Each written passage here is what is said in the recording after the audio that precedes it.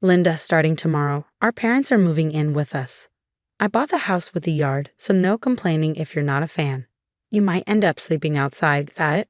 On moving day, Michael, my husband, dropped the bomb about living with his parents. He also decided on this house without consulting me and left me to handle all the house hunting. It's like he sees me as a maid or something, thinking I don't have a say. So I said, fine, then I'll sleep in the yard from now on. But don't be surprised by who joins me. Why are you being so stubborn? Just do as you're told, like always. Don't worry, you won't regret it. Sleep tight, but don't choke on your own spit. Okay, those last words are on you.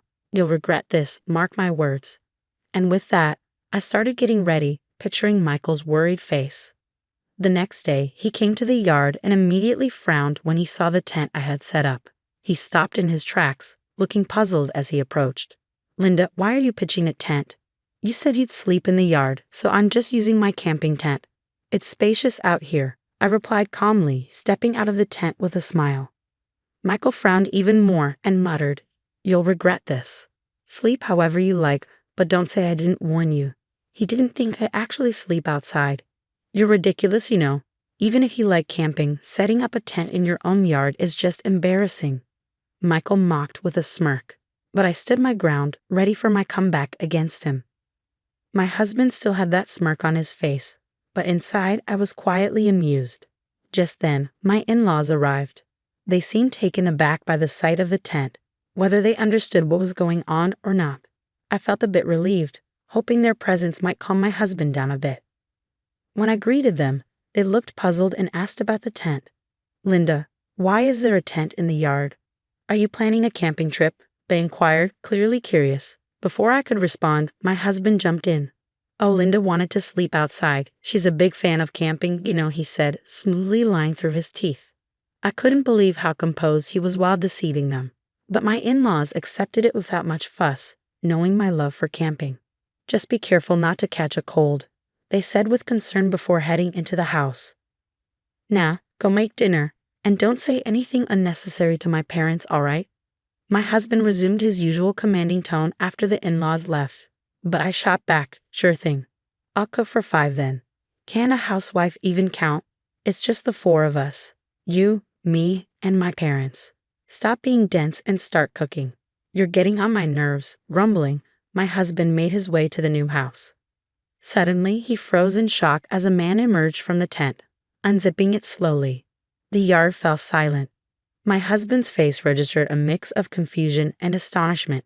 He tried to speak but couldn't find the words. Sorry to intrude, the man said. Why is Jim here?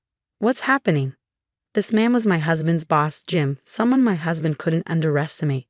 It was understandable that he was taken aback to see Jim coming out of the tent where I had slept. Could it be that Linda and Jim are having an affair? Remember what Linda said yesterday, don't regret whoever I sleep with. Is she referring to an affair? What do you mean? That's not possible. Jim just got here about 30 minutes ago. I also enjoy camping. I was simply waiting in the tent until Masayoshi woke up, my husband explained, his face draining of color as if he could hear the gravity of the situation. Our private conversation had been overheard by Jim. I had heard from Linda before, but I didn't want to believe until now that you were hiding your true nature and mistreating your wife. Jim spoke slowly and calmly, but his words carried a hint of anger towards my husband. Panic swept over my husband's face, and his body began to tremble. No, that's not it. I was just being a bit firm. It's not mistreatment or anything. Just firm, he stuttered, but it didn't seem convincing to me. There was a clear tone of malice and superiority in his words. What had Linda done to deserve this? Jim's voice grew increasingly heated, causing my husband to shake even more. The arrogance he had displayed earlier, mocking me, had vanished. He seemed like a mouse cornered by a cat, frozen in fear. I can't believe this, Michael. You do great work at the company, but to treat your wife like this, I'm frankly disappointed. I never meant to mistreat my wife.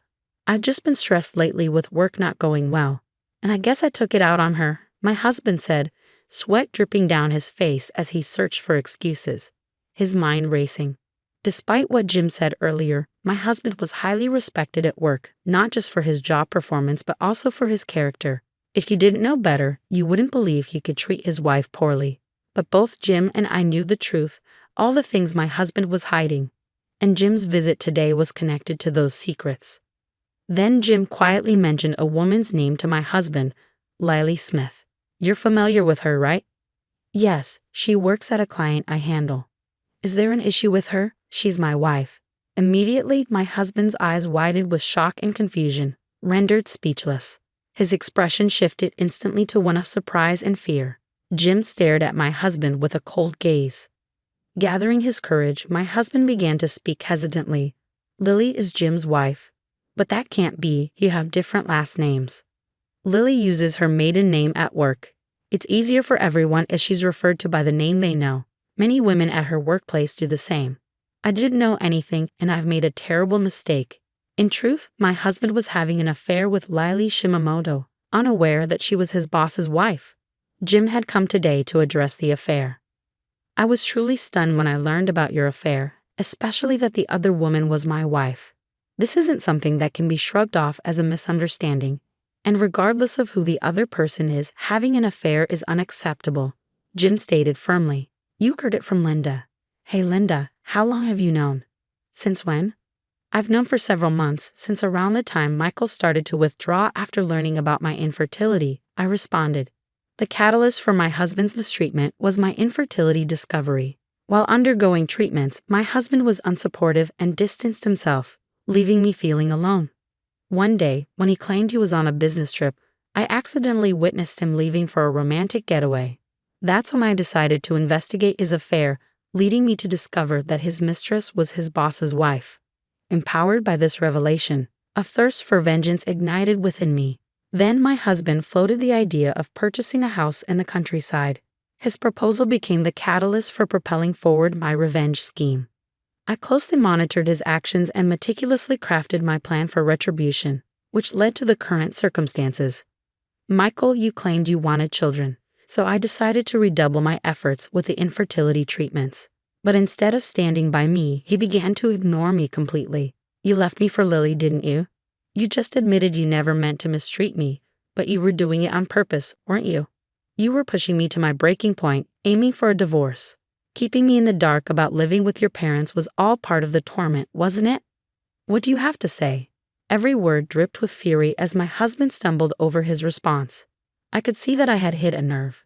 With a piercing stare, I locked eyes with my husband, while Jim's gaze conveyed a mixture of disappointment and disdain. My husband's face turned pale, and his body shook, but he pushed himself to speak, adamantly denying the truth. I admit I may have been tough on Linda, but I strongly reject the accusations of an affair. It's just a baseless claim from Linda and Jim. There's no evidence, right? Linda mentioned a romantic trip, but I simply ran into Lily by chance during a business trip. We had meetings and went for drinks because of work, but there was no affair. I understand, indeed, there's no evidence. We haven't prepared any, right? There's no proof, but you're definitely having an affair. Admit it and apologize to Jim first. Linda, enough now. I didn't have an affair. If you want me to confess, show me the evidence. Don't act all high and mighty and order me around. My husband erupted in anger, his words aimed at me without restraint. The tension in the air crackled with my husband's fiery rage, a clear sign that he felt cornered with nowhere to hide his true self. Unknowingly, he was digging his own grave. What's the matter, Michael? Why are you shouting like that? It's echoing inside the house, I remarked, bewildered by his outburst. Oh, isn't that gentleman over there JLI? I'm terribly sorry for causing a disturbance. Actually, I came today to discuss Michael's affair, Jim announced calmly. The in-laws were undoubtedly stunned by Jim's words. They stood frozen, mouths open in disbelief, as a heavy silence settled over the scene. After a tense 10 seconds, Michael's father-in-law cautiously spoke up. Is it true about the affair, Michael? I find it hard to believe Jim would joke about something like this. Can you explain so we can understand? Dad, it's not true. I'm innocent. Jim is just assuming I'm guilty without any evidence. I swear I haven't done anything like that. You can trust me. Linda, what's happening? I don't understand anything, Mother, Michael protested. I'm sorry to have startled you, but what Jim is saying is true. Michael has been having an affair, and the other woman is Jim's wife. Now, I will prove it, I stated firmly. With that, I pointed to a specific spot. Michael and the in-laws followed my gaze, but all they saw was the tent in the yard. Confusion etched their faces, but they were about to witness something shocking. "I'm so sorry," Lily apologized as she emerged from the tent. Jim hadn't arrived alone. Lily had accompanied him. Thus, the entire conversation had been overheard by Lily as well. Meeting Lily for the first time, the in-laws were startled to see an unfamiliar woman stepping out of the tent. Meanwhile, my ex-husband was profoundly shaken by the realization that his affair partner had been nearby all along. "We don't need evidence, Michael. Lily has already fully admitted to the affair." "Actually, we do have evidence, but having Lily confirm it seemed quicker. I also wanted to see your reaction, and you certainly revealed your true colors. Unknowingly, you were digging your own grave. Bringing Lily here, has she already told you everything?" Michael's question prompted Lily to nod silently. Once again, Michael's body trembled, and his face drained of color. "Father, mother, as I mentioned earlier, I have been mistreated by Michael. I wasn't even informed about this living arrangement. I had to sleep in a tent in the yard because Michael ordered it. He treated me as disposable because of my infertility and chose to have an affair with Lily. I don't understand, Michael. You told us changing our environment might improve the chance of fertility treatments. Was that all a lie? You said you would support me, right, Michael? Instead of supporting me, you were planning to abandon me." I confronted, the disappointment and anger of my in-laws finally bringing Michael to his knees, where he prostrated himself on the ground, rubbing his forehead fiercely against the earth. "I'm truly sorry. I was shocked to discover Linda's infertility. Having children was my dream, so I thought if I couldn't have children with Lily, I'd need to remarry someone else. That's when I met Lily, thinking she could fulfill my dream." Michael trembled as he desperately confessed, seeming to realize that excuses wouldn't suffice anymore. Without lifting his forehead from the ground, he continued to apologize profusely. But then his body was abruptly thrown to the ground with a dull thud under the furious gaze of his enraged father-in-law. "Linda wanted children too, didn't she? Have you ever considered her feelings? Being unable to conceive, do you think of your wife as property to be discarded when no longer needed? What do you say, Michael? Answer me." My father-in-law's usual gentleness replaced by a rage I had never seen before. Yet his face betrayed a profound sadness. It was unthinkable that his beloved son could commit such inhumane acts behind the scenes and still attempt to justify them. I've never been a parent, but the thought of my own child doing such things would tear me apart, my father-in-law expressed with anguish as Michael lay on the ground. His mother approached with a similarly pained expression. "Michael, I'm going to divorce you and claim alimony for the mental anguish you've caused," she declared, presenting the already filled-out divorce papers. Michael, still prostrate, took them. However, in a shocking turn, he retorted, "Dad's right. A wife is just property to me, disposable when no longer needed. Clearly, it's all Linda's fault. Had I known about her infertility, I wouldn't have married her. Discovering it after marriage feels like a fraud. What alimony? You, the infertile one, should be paying. Don't you dare." My father-in-law grabbed Michael by the collar again, ready to confront him physically, but I stepped in. "Linda, why stop? Are you planning to forgive Michael?" he questioned. "No, father. I will never forgive Michael. But I won't let you harm yourself over him. He's not even worth hitting now.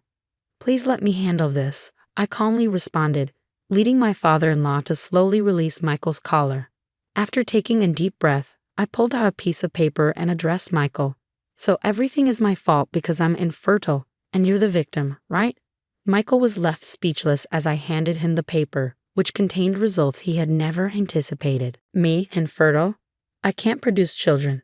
It turned out the cause of infertility wasn't solely mine, but also Michael's. I had requested him to provide a sample for testing, knowing that infertility isn't always due to the woman. The results diagnosed Michael with azoospermia. While there might be a chance for recovery with treatment, it seemed challenging.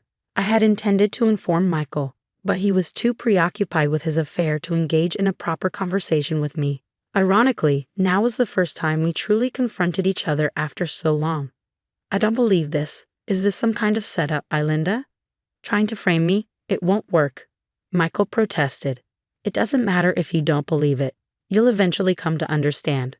My only desire is to sever ties with Michael and ensure he faces the consequences he deserves." Now, sign the divorce papers quickly, I urged. Are you serious? With that tone, it's gotta be a lie. Tell me it's a lie. Michael repeatedly reviewed the test results, his head in his hands. Jim, the in-laws, and I could only sigh deeply at his state. Lily appeared to be filled with regret as well. Leaving Michael behind, we stepped away from the new house, and Jim and his wife returned home to discuss further. The in-laws then apologized to me, expressing their regret. We might not have been aware, but we failed to see the pain Linda was going through. We don't expect forgiveness, but this is how we feel. We will do whatever we can for you. Even if you divorce Michael, we will always be on your side and ensure he takes responsibility. Just wait and see. There was no need for you to apologize. I was at fault too for not speaking up sooner and allowing myself to be pushed around. Plus, I almost caused you both a lot of trouble because of me. Actually here, I decided to reveal a fact I had kept hidden from my in-laws. I confessed, surprising them. But they chuckled at my thorough preparation, murmuring, "It's all Michael's doing." After finalizing the divorce with my husband, I returned to my parents' home.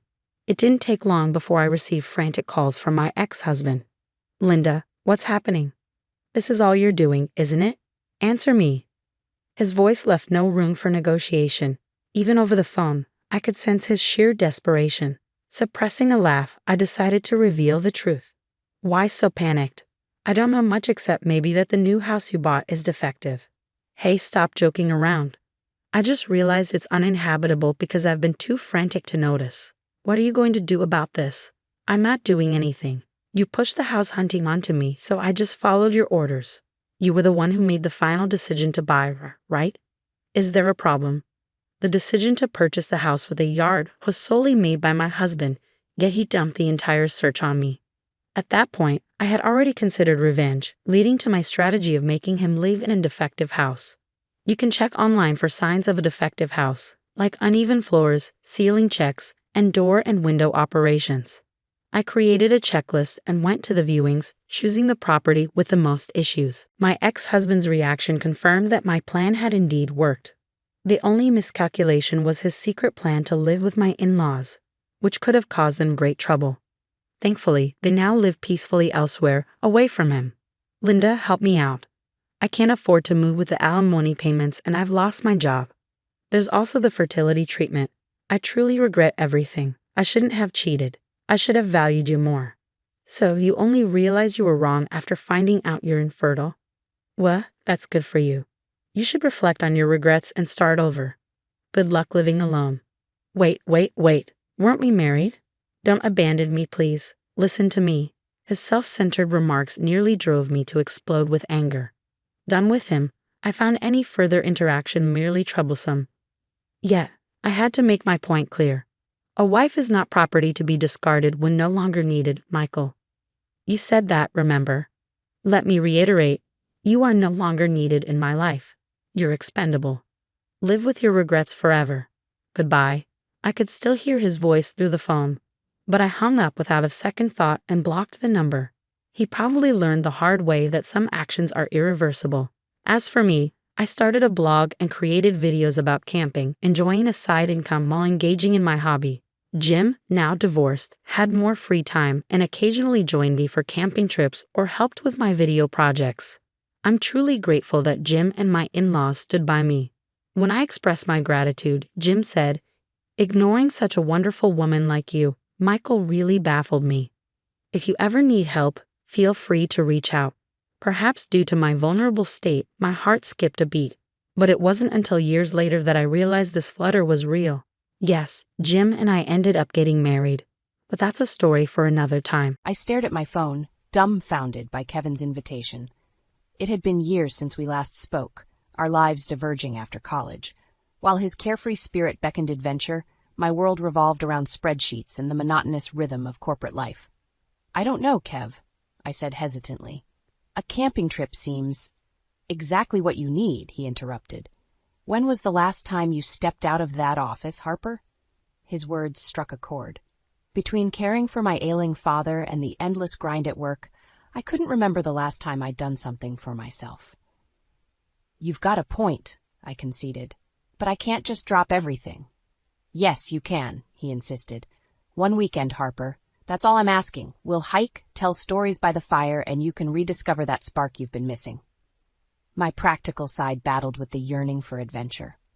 With a deep breath, I made a decision that would alter the course of my life forever. All right, I'm in. The following Saturday, I found myself at a coffee shop surrounded by an eclectic group of Kevin's friends.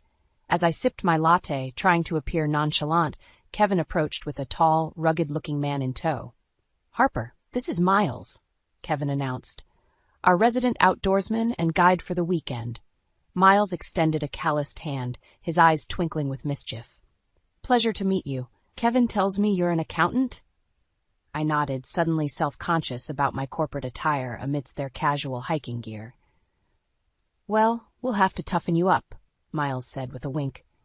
"The great outdoors doesn't care about numbers."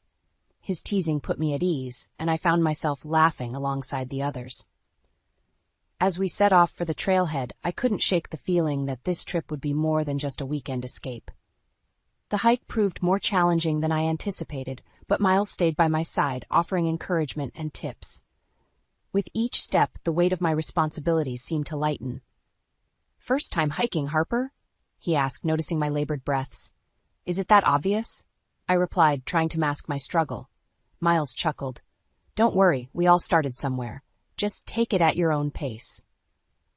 As the day progressed, I found myself opening up to Miles about my life, the endless hours at the office, caring for my father, and the constant feeling of being trapped. He listened intently, understanding the burdens I carried.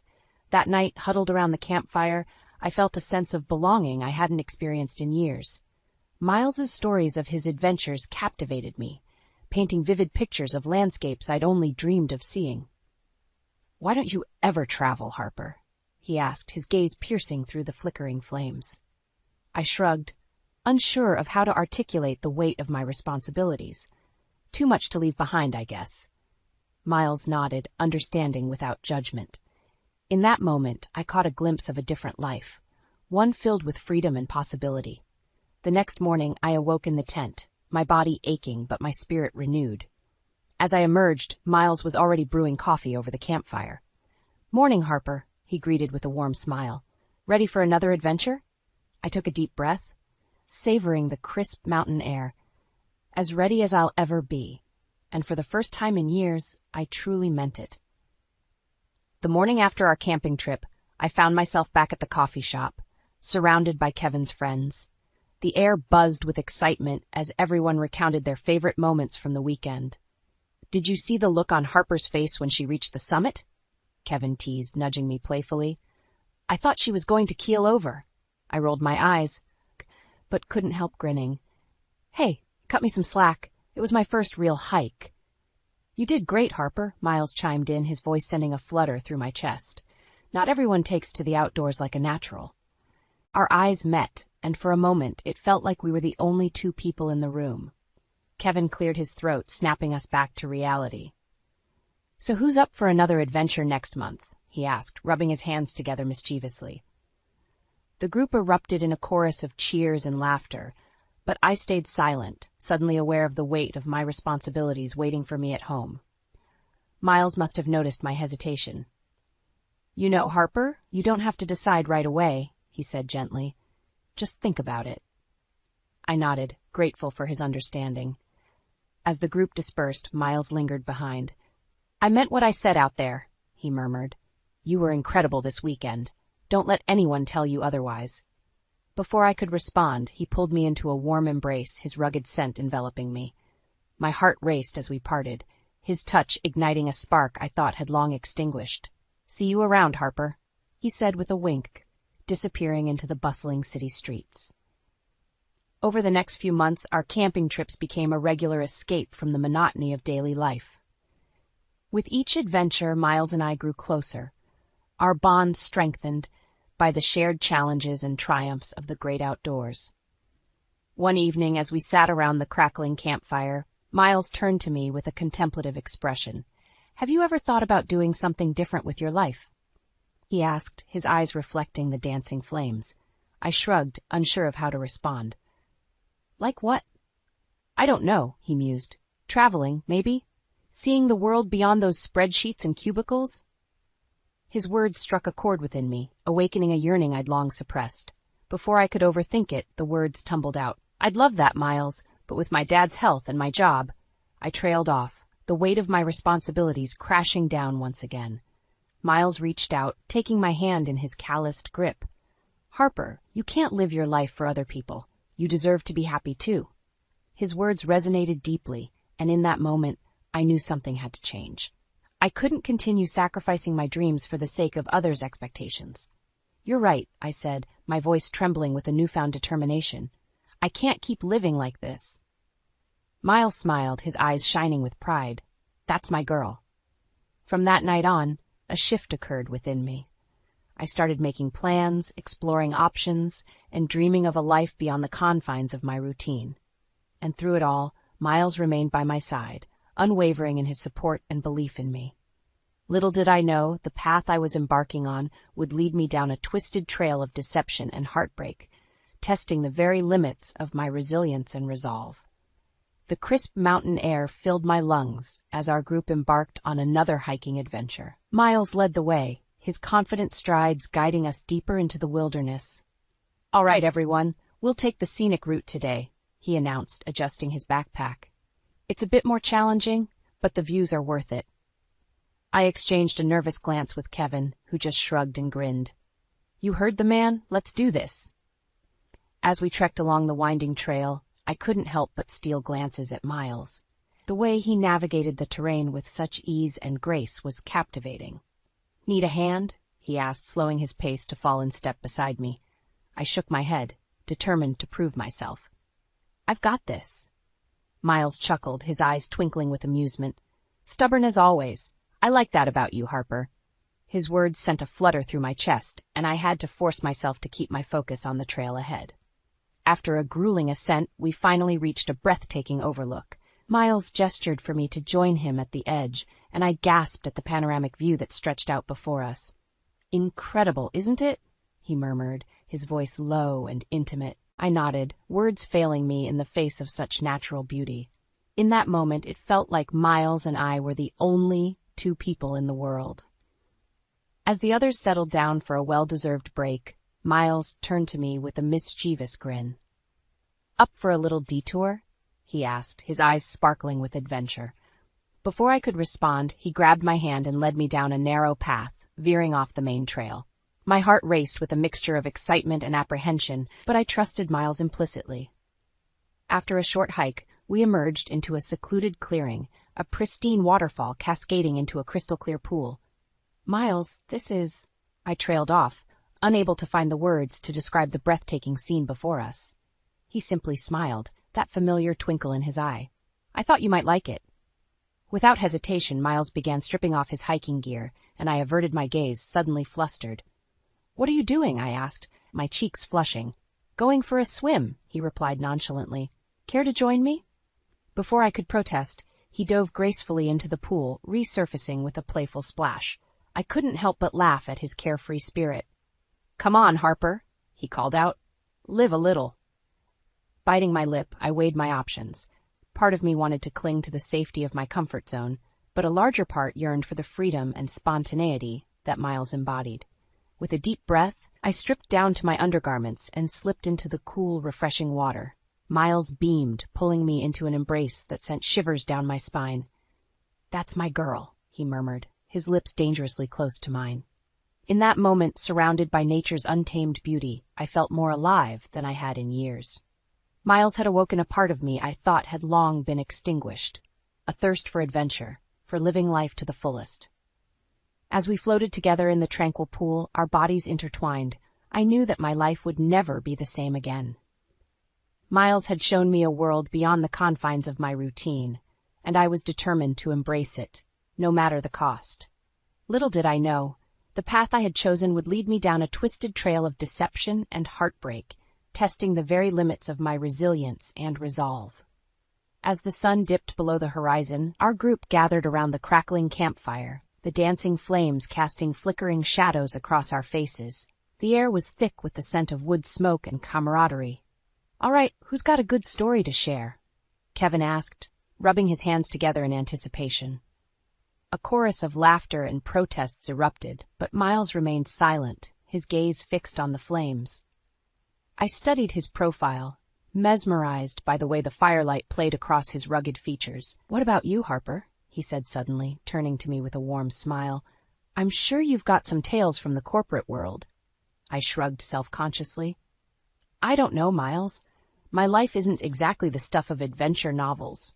He leaned closer, his eyes holding a hint of mischief. "Come on, there has to be something interesting in all those spreadsheets." Faced with his playful prodding, I found myself recounting a particularly harrowing tax season, complete with all-nighters and office drama. To my surprise, the group was enraptured, hanging on my every word. As the laughter died down, Miles caught my eye, a silent understanding passing between us. In that moment, I realized how much I'd been missing out on, the simple pleasures of good company and shared experiences.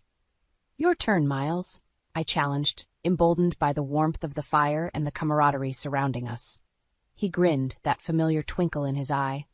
"All right, but brace yourselves. This one's a doozy." Miles launched into a captivating tale of his solo trek through the Himalayas, his words painting vivid pictures of treacherous mountain passes and breathtaking vistas. As he spoke, I found myself leaning in, hanging on his every word, desperate to soak up every detail of his adventures. When he finished, the group erupted in a chorus of appreciative cheers and applause. But Miles's gaze was fixed on me, his eyes shining with a depth of emotion that sent my heart racing. "Why don't you ever travel, Harper?" he asked, his voice low and intimate. I hesitated, suddenly aware of the weight of my responsibilities. Responsibilities, I guess. Too much to leave behind. Miles nodded, his expression understanding. "I get it, but you can't let life pass you by." His words struck a chord within me, awakening a yearning I'd long suppressed. Before I could respond, Kevin chimed in, oblivious to the moment he'd interrupted. "All right, enough with the heavy stuff," he said, clapping his hands together. "Who's up for some ghost stories?" The group erupted in a chorus of laughter and excited chatter, but Miles and I remained locked in our own private moment, a silent understanding passing between us. As the night wore on, I found myself gravitating closer to Miles, drawn in by his warmth and charisma. We shared stories and laughs, our connection deepening with every passing moment. When the fire finally dwindled to embers, Miles stood, offering me his hand. "Take a walk with me?"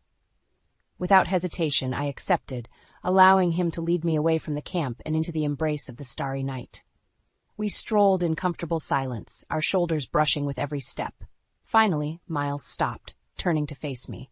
"Harper, His voice trailed off, but his eyes spoke volumes, conveying a depth of emotion that left me breathless.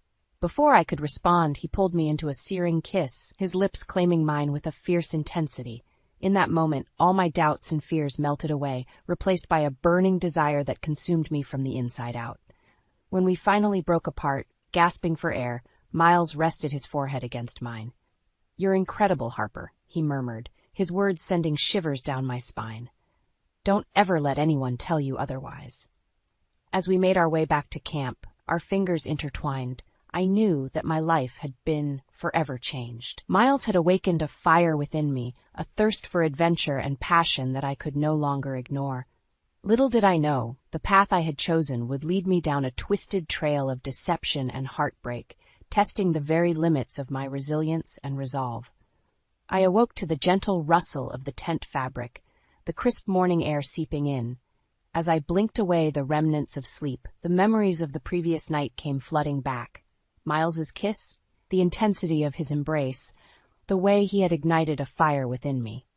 Carefully I unzipped the tent flap, squinting against the bright morning sun.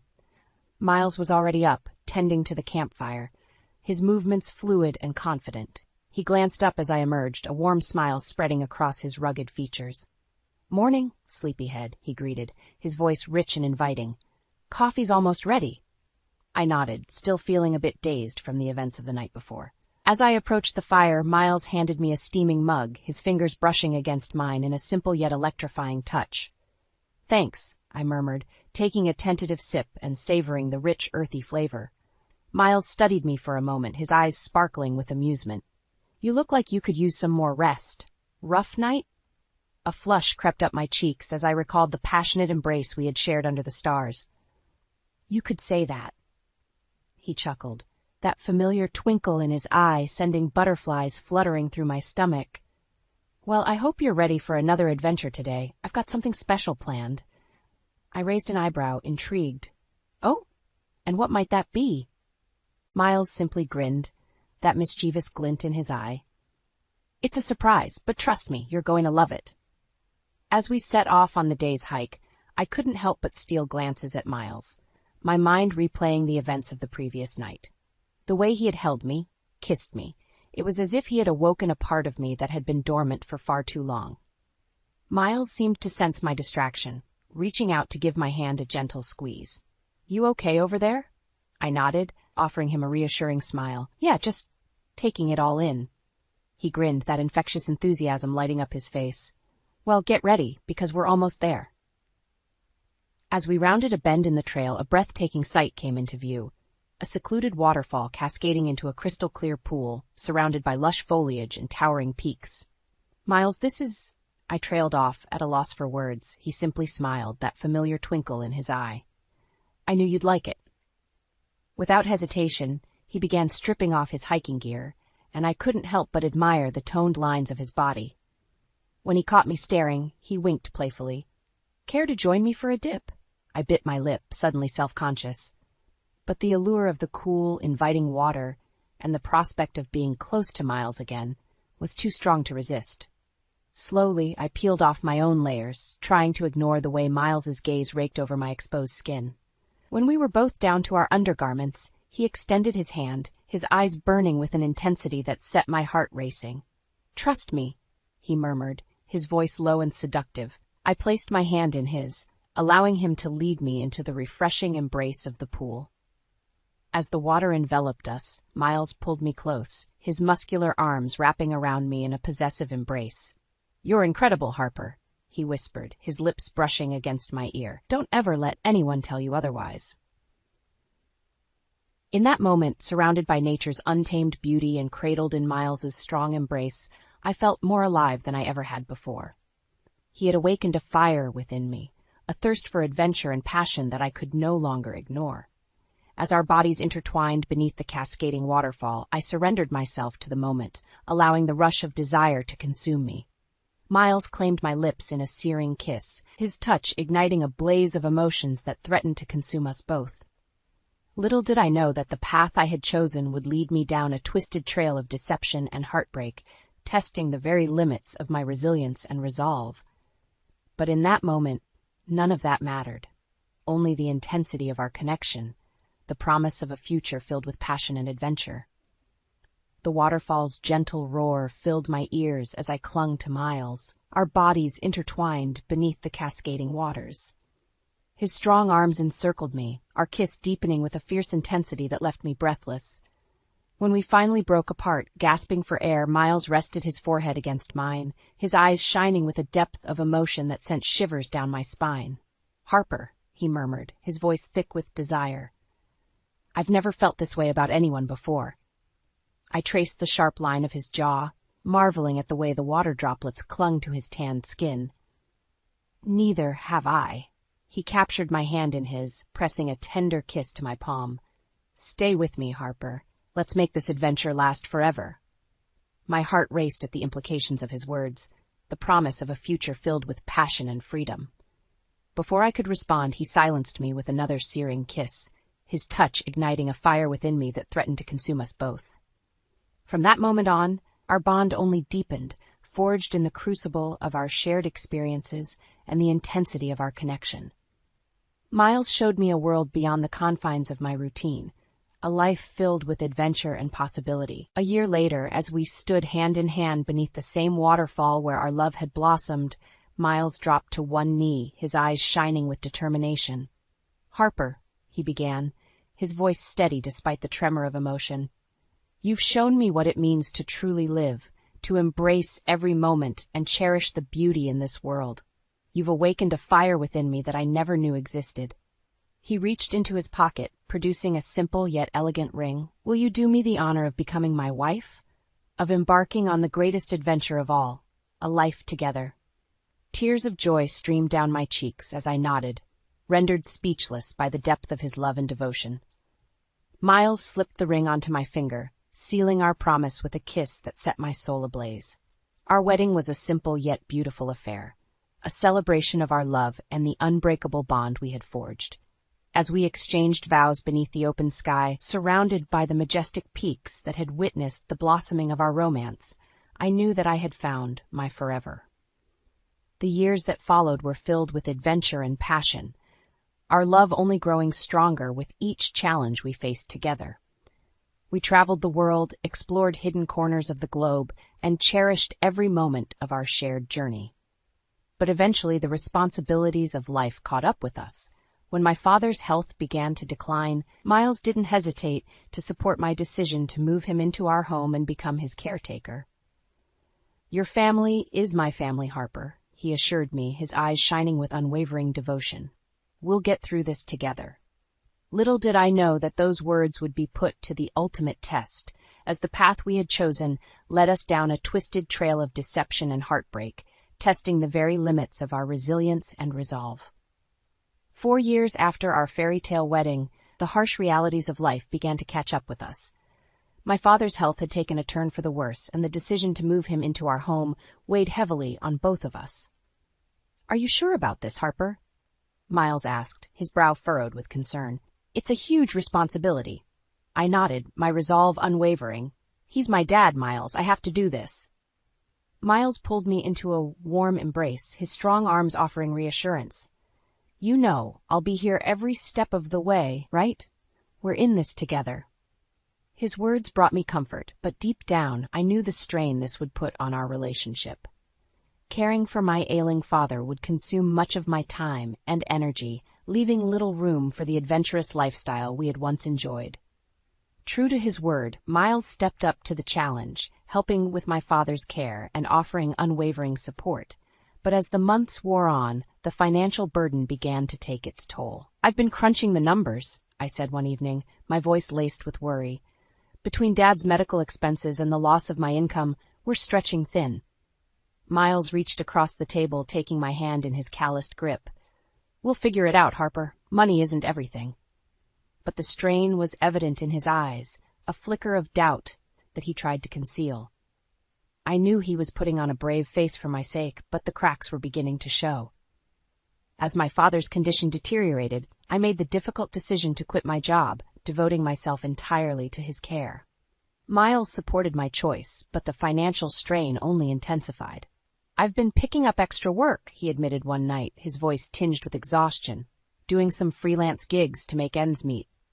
I studied his weary expression, guilt gnawing at my conscience. "Miles, you shouldn't have to shoulder this burden alone." He forced a smile, but it didn't reach his eyes. "It's temporary, Harper. We'll get through this, I promise." But as the weeks turned into months, Miles grew increasingly distant, his once vibrant spirit dimming under the weight of our circumstances. I tried to broach the subject, but he would brush me off, insisting everything was fine. It wasn't until I stumbled upon a stack of unpaid bills and notices from creditors that the truth began to unravel. Miles had been hiding a secret from me, a gambling addiction that had spiraled out of control, leaving us drowning in debt. When I finally confronted him, the floodgates opened, and the depth of his deceit came crashing down upon us. "I'm sorry, Harper," he choked out, his eyes brimming with tears. "I never meant for it to go this far." Anger and betrayal coursed through my veins as I realized the extent of his lies.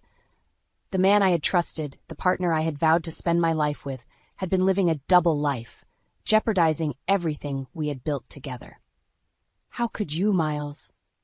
I cried, my voice trembling with anguish. "After everything we've been through, how could you do this to us?" His shoulders slumped, defeat etched into every line of his face. "I never asked for this life, Harper. I needed an escape." In that moment, the weight of his betrayal was suffocating, threatening to crush the very foundation of our love.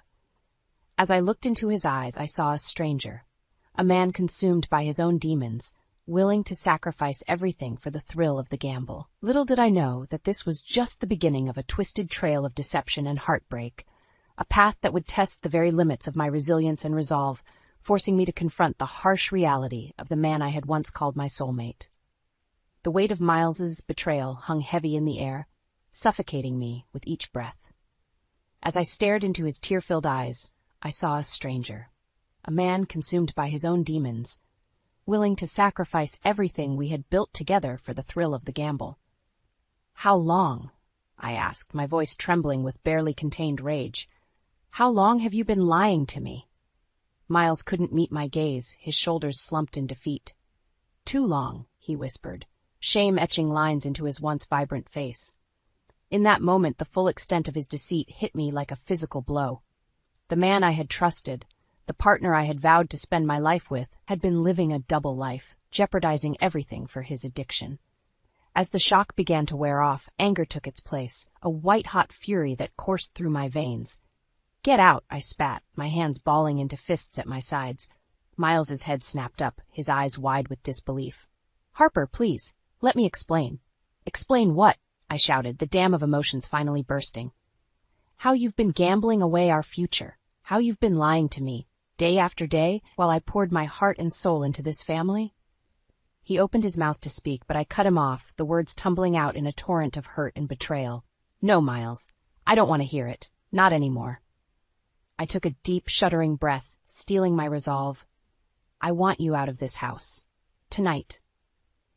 A flicker of defiance flashed in his eyes, but it was quickly extinguished by the weight of his shame. Without a word, he turned and walked out, the sound of the door slamming behind him echoing through the empty silence. In the days that followed, I methodically untangled the web of lies Miles had spun, uncovering the full extent of his gambling debt and the secret life he had been leading. With each new revelation, the man I had loved slipped further away, replaced by a stranger whose actions had shattered my world. It wasn't until I stumbled upon a hidden stash of letters and photographs that the final, devastating truth came to light. Miles had been living a double life, with a secret family and children I had never known existed. As I stared at the smiling faces of the woman and 2 children in the photographs, a wave of nausea washed over me. How could he have done this? How could he have so callously betrayed not only me, but an entire other family? In that moment, something inside me shifted.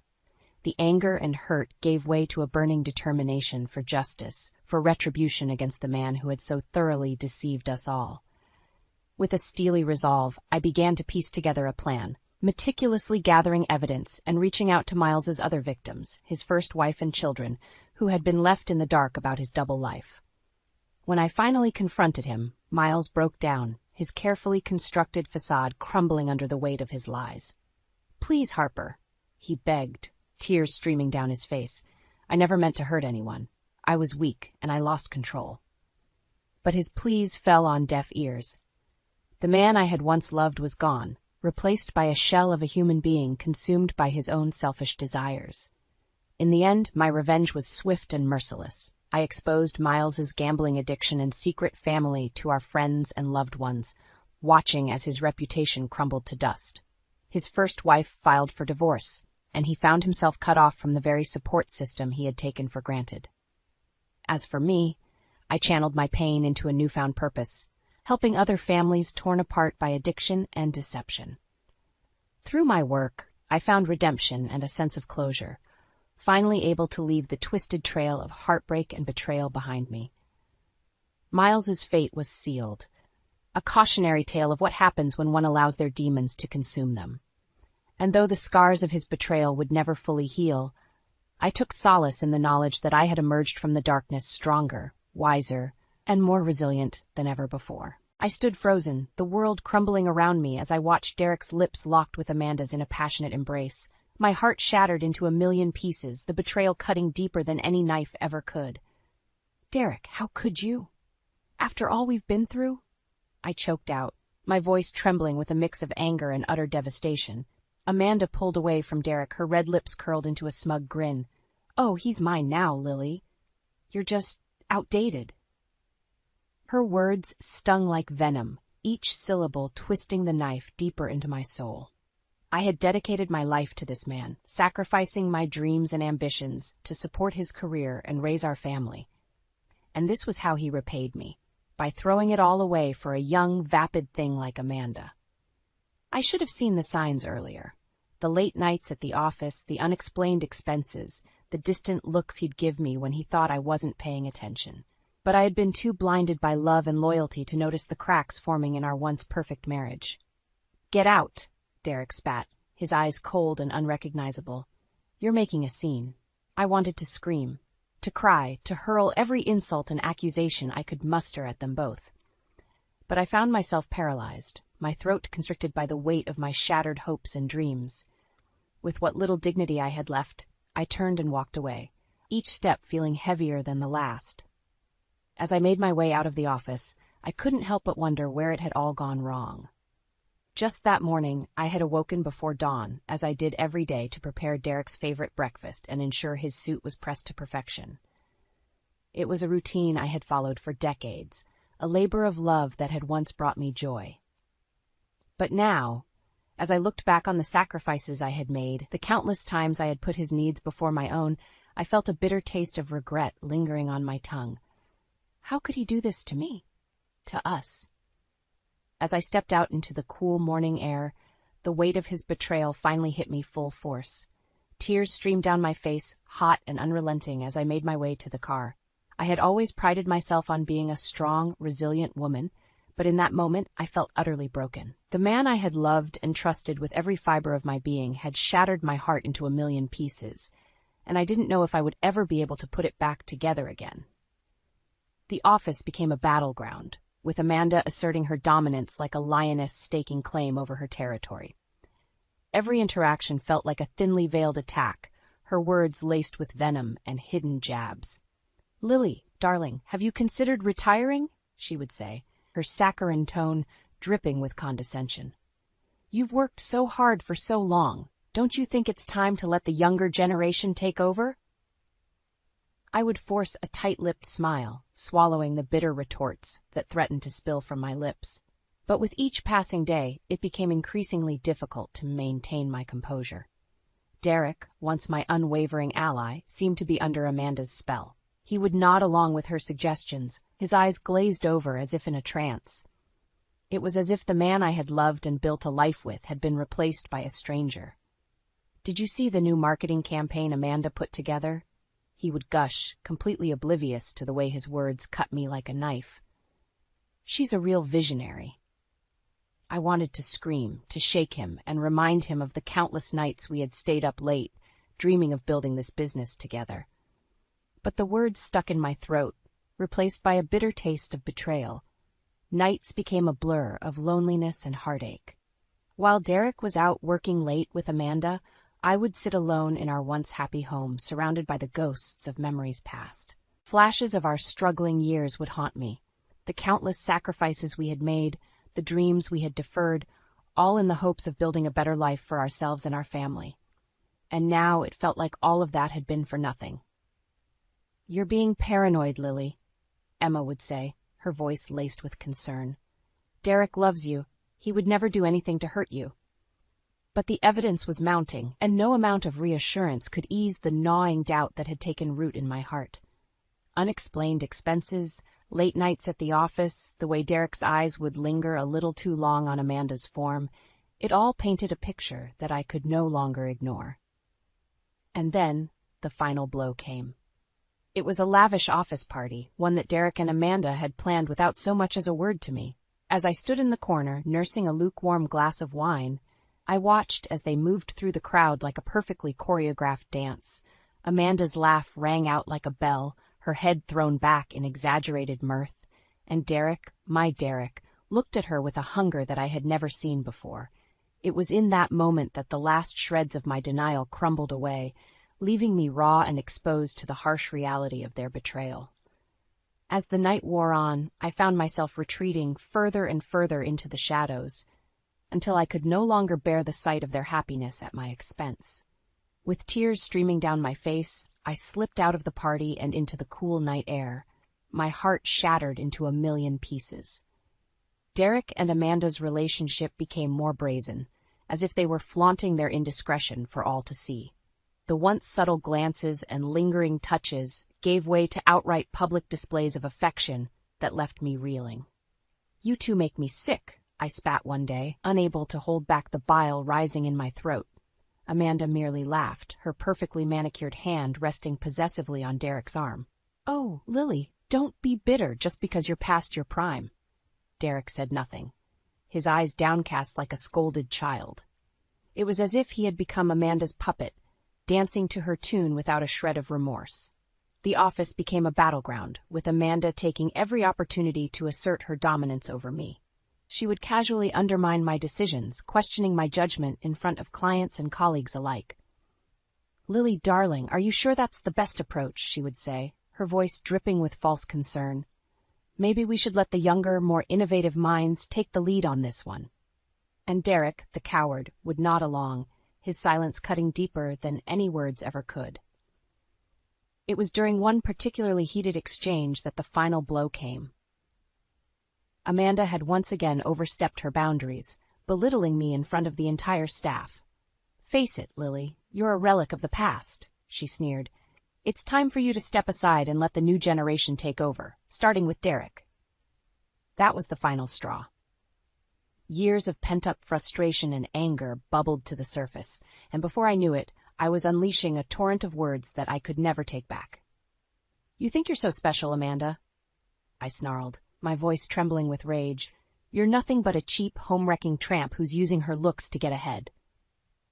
The room fell silent, everyone's eyes trained on us like spectators at a gladiator match. Derek's face had drained of color, his mouth hanging open in shock. Amanda, for once, was speechless. Her perfectly sculpted mask of confidence had slipped, revealing the insecure, desperate woman beneath. In that moment, I felt a surge of power coursing through my veins. For too long I had allowed myself to be diminished, to be made to feel insignificant in my own life. But no more. With a newfound sense of determination, I turned on my heel and stormed out of the office, leaving a trail of stunned silence in my wake. As I drove home, the adrenaline coursing through my veins gave way to a profound sense of clarity. I had spent too long living in Derek's shadow, sacrificing my own dreams and aspirations for the sake of his success. No longer. From that moment on, I vowed to take back control of my life, to reclaim the power that had been stripped away from me piece by piece. Amanda and Derek may have thought they had won, but they had only awoken a force within me that they could never hope to contain. The battle lines had been drawn, and I was ready for war. The extravagant office party was the final nail in the coffin of my shattered marriage.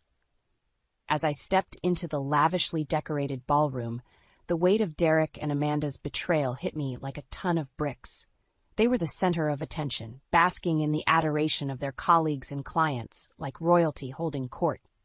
Amanda's sequined dress clung to her body like a second skin, her perfectly coiffed hair and makeup a stark contrast to the haggard, defeated woman staring back at me in the mirror that morning. "Lily, darling, you made it," she exclaimed, her voice dripping with false sweetness. "We were starting to worry you wouldn't grace us with your presence." Derek remained silent, his eyes averting mine as if he couldn't bear to look at me. The coward. "Of course I wouldn't miss this celebration," I replied, forcing a tight smile that felt more like a grimace. As the night wore on, I found myself retreating to the fringes, nursing a lukewarm glass of wine as I watched Derek and Amanda work the room like seasoned performers. They were a well-oiled machine, finishing each other's sentences and basking in the adulation of their adoring fans. It was sickening. At one point, I caught Amanda's eye from across the room. Her perfectly painted lips curled into a smug grin, as if to say, "I won. He's mine now." I wanted to scream, to hurl my glass at her and wipe that smug expression off her face. But I knew that would only give her the satisfaction she craved. So I did the only thing I could. I left. I slipped out of the party unnoticed, my heart heavy with the weight of my shattered dreams.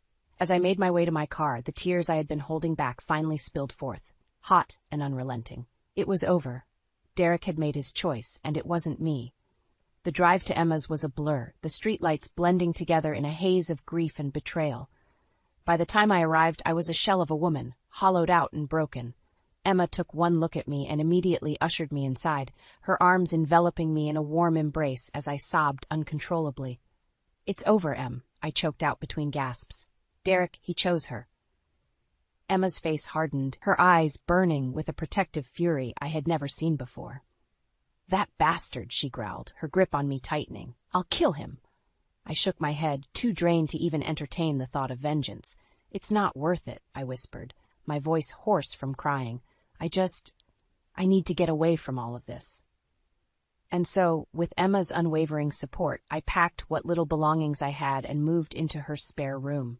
It was a temporary solution, but it was the only thing keeping me afloat in the midst of my personal tsunami.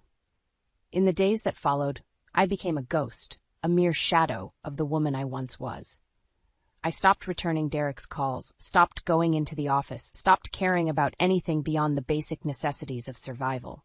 It was as if I had retreated into a cocoon, shutting out the world and all its cruelties as I licked my wounds and tried to piece myself back together. But as the weeks turned into months, a fire began to ignite within me, a burning desire for retribution, for justice, for the sweet taste of revenge. Amanda and Derek may have thought they had won, but they had only awoken a sleeping giant, and I was determined to make them pay for every ounce of pain and humiliation they had inflicted upon me. The battle had only just begun. The fire that had been ignited within me burned brighter with each passing day, fueled by the sting of Derek and Amanda's betrayal. I knew that I couldn't let them get away with what they had done, not just to me, but to the life we had built together. It was Emma who first suggested seeking revenge. They can't just treat you like that and get away with it, she fumed one night over glasses of wine that had become our nightly ritual. At first, I dismissed the idea, too consumed by my own pain and heartbreak to even entertain the thought of retaliation. But as the weeks dragged on and the humiliation of my public ousting sank in, a newfound determination took root. It was then that I reached out to Owen, an old high school friend who had always had a knack for storytelling and technology. If anyone could help me expose Amanda and Derek for the snakes they truly were, it was him. So let me get this straight, Owen said, his brow furrowed as he nursed a beer across from me at our favorite dive bar. You want to take down your lying, cheating husband and his mistress? I nodded, my jaw set with grim resolve. They think they've won, but they have no idea what's coming. A slow grin spread across Owen's face, his eyes twinkling with mischief. All right, Lily, I'm in. Let's make these assholes pay. From that moment on, Owen became my co-conspirator, my partner in crime. We spent countless hours huddled over his laptop, scouring the internet for any shred of dirt we could find on Amanda's past. And boy, did we hit the jackpot. It turned out that Amanda was a serial homewrecker, leaving a trail of broken homes and shattered lives in her wake.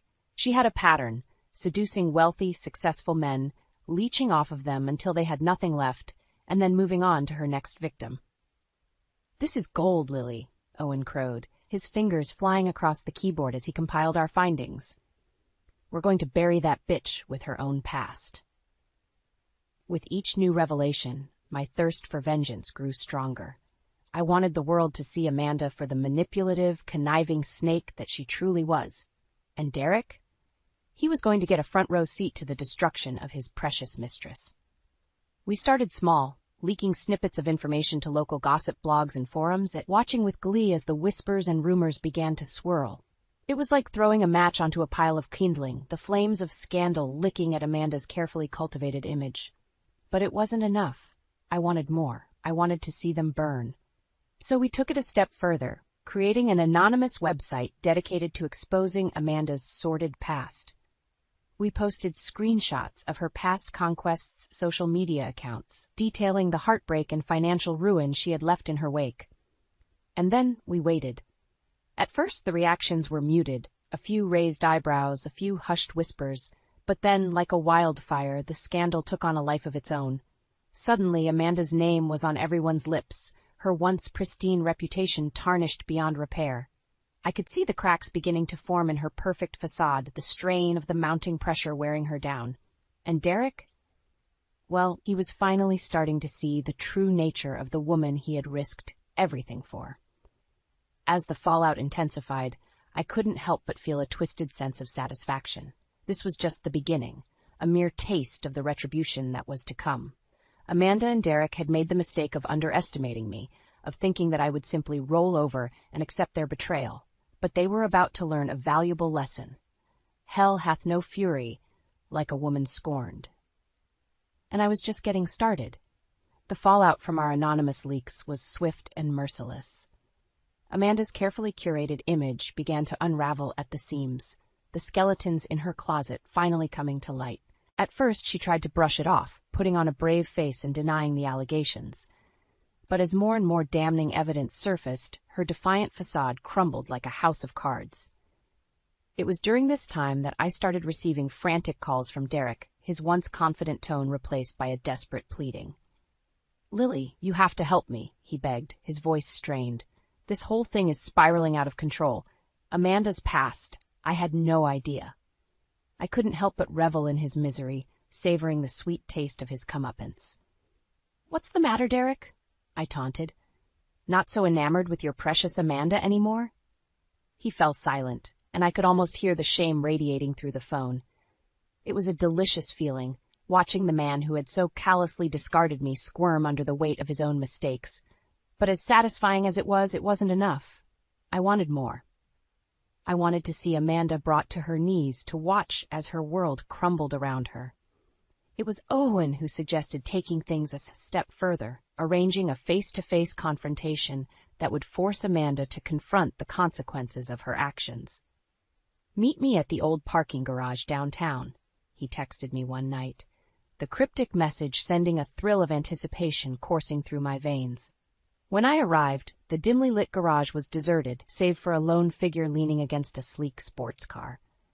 As I drew closer, the figure stepped into the light, and my breath caught in my throat. It was Amanda, her once flawless makeup smeared and her eyes rimmed with red. She looked broken, a far cry from the poised and confident woman who had stolen my husband's heart. "You think you can just tarnish my image and get away with it?" she spat, her voice trembling with barely contained rage. I couldn't help but laugh, the sound echoing off the concrete walls. "Oh, Amanda, this is just the beginning.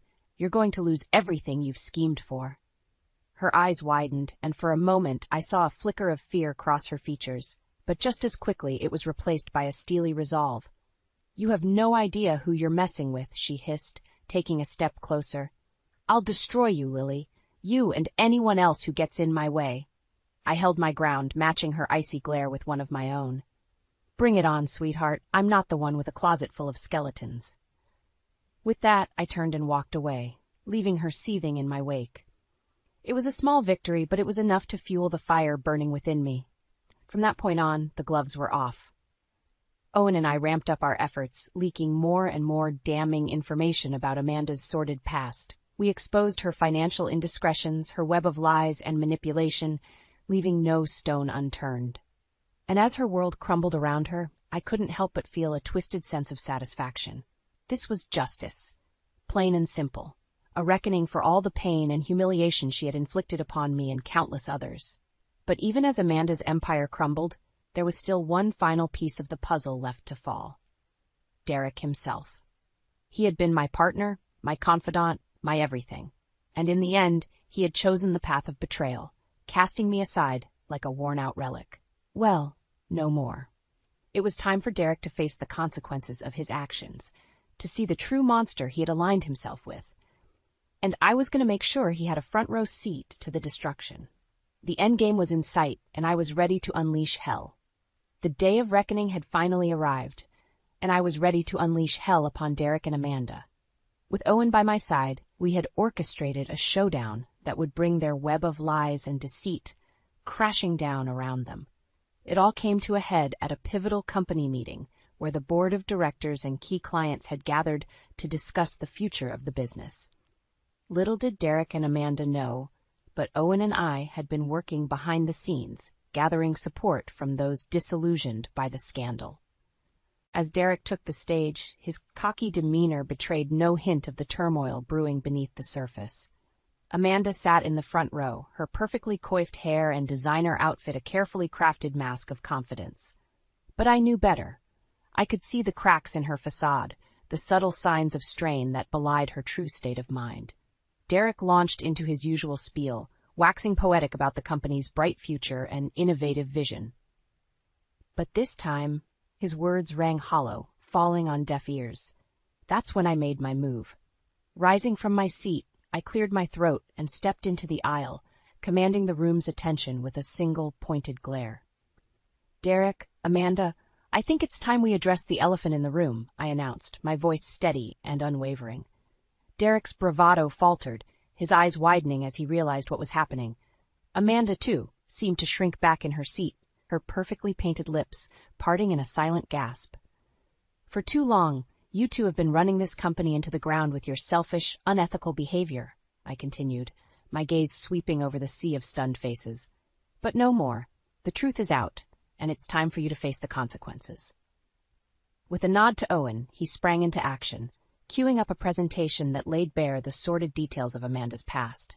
The affairs, the lies, the financial misdeeds that had left a trail of destruction in her wake. As the damning evidence played out on the screen, the room fell deathly silent, save for the occasional gasp or murmur of disbelief. Derek's face had drained of color, his carefully constructed facade crumbling before my very eyes. Amanda, on the other hand, had risen to her feet, her eyes blazing with fury. "You think you've won, Lily?" she snarled, her voice dripping with venom.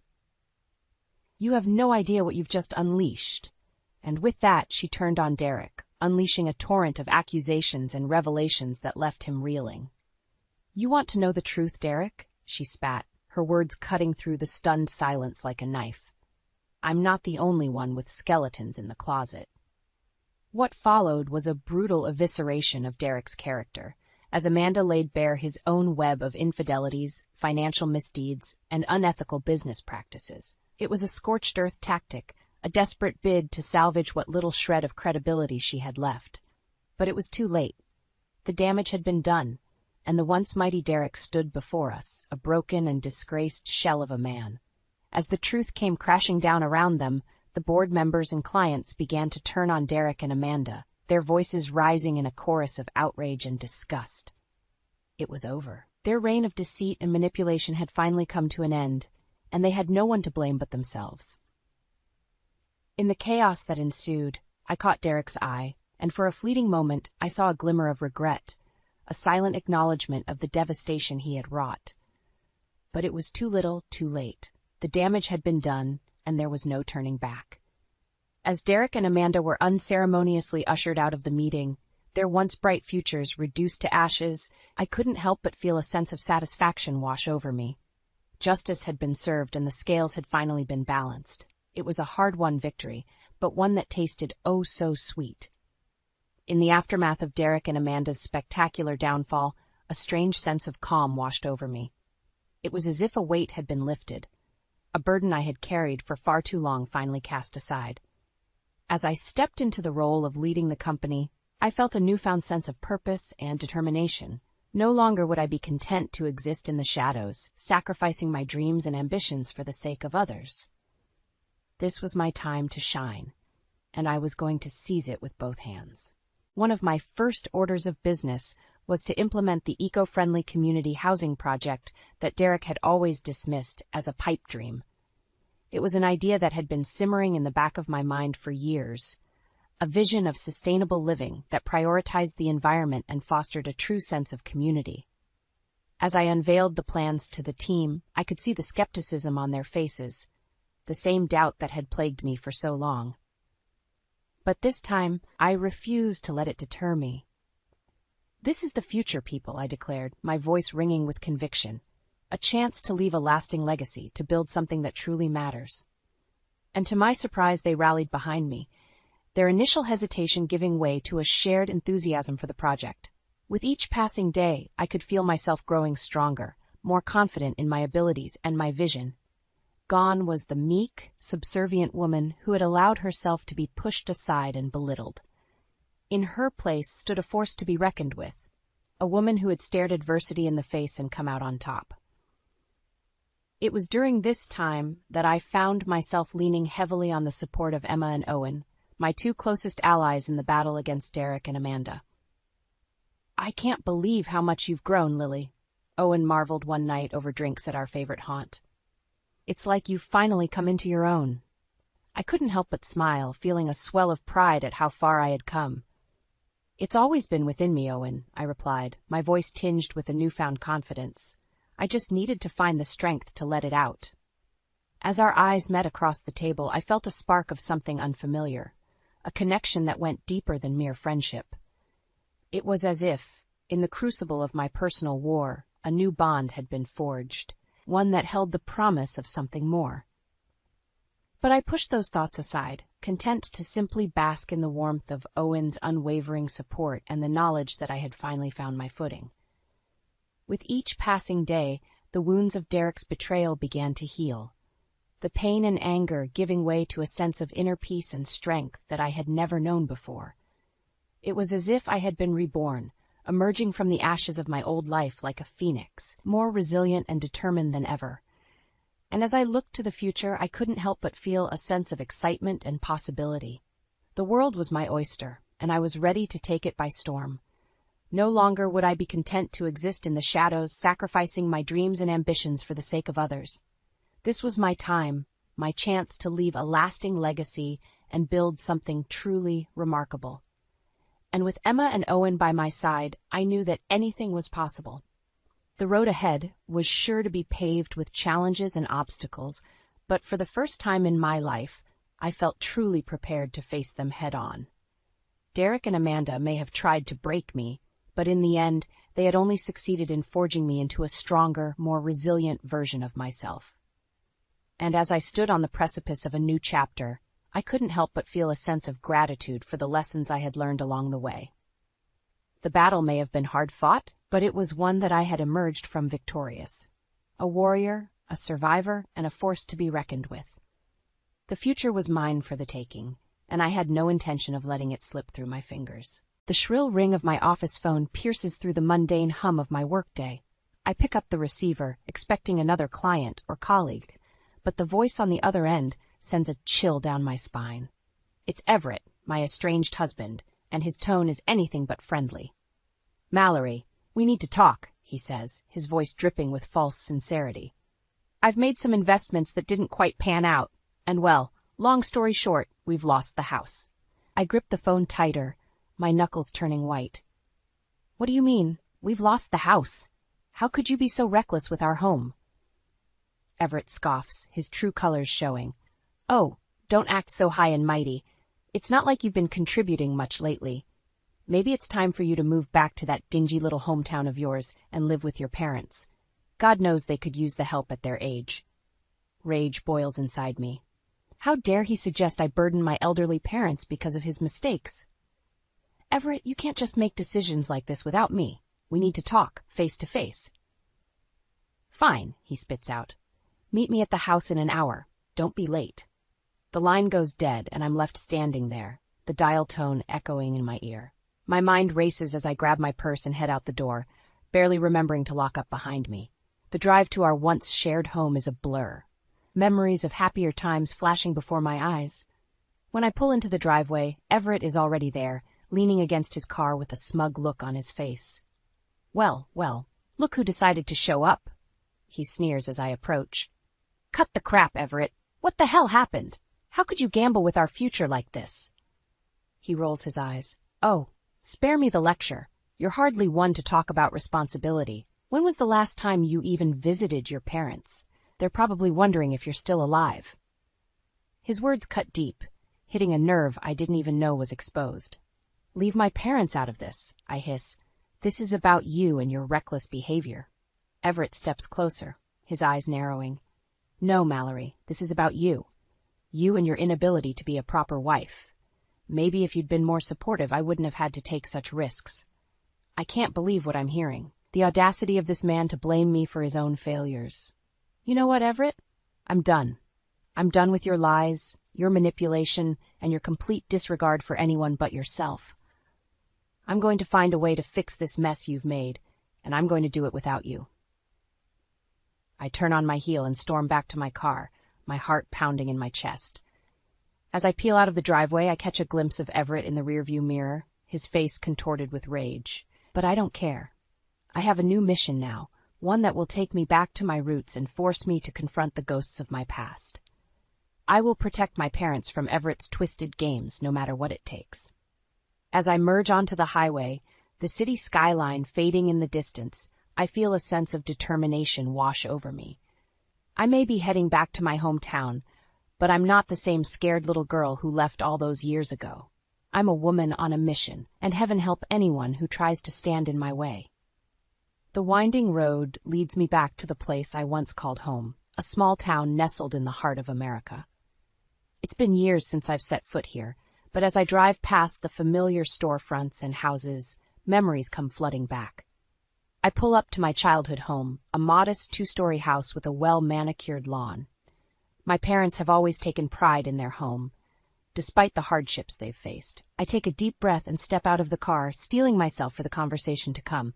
As I approach the front door, it swings open, revealing my mother's smiling face. "Mallory! What a wonderful surprise," she exclaims, pulling me into a warm hug. I return the embrace, feeling a pang of guilt for not visiting more often. "Hi, Mom. It's good to see you. Is Dad around? I need to talk to both of you." Her smile falters slightly, sensing the seriousness in my tone. "Of course, dear. He's in the living room. Come on in."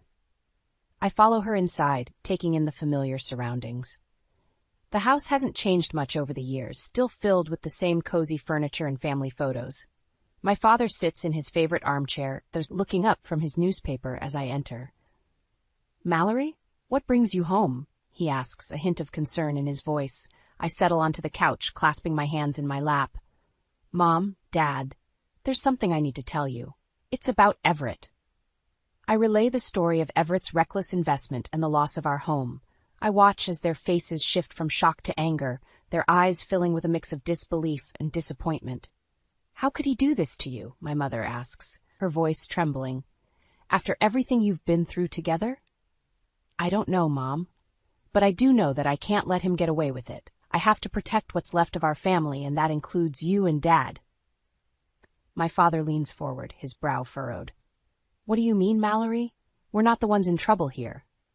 "But you could be," I insist. "Everett is a master manipulator. He'll stop at nothing to get what he wants, even if it means coming after you. That's why I need to make sure this house is secure, legally under my name." My parents exchange a worried glance. "Mallory, we appreciate your concern, but we can take care of ourselves," my father says gently. I shake my head, remembering the malice in Everett's voice when he suggested I move back home. "No, Dad, you don't know him like I do. He's capable of things you can't even imagine.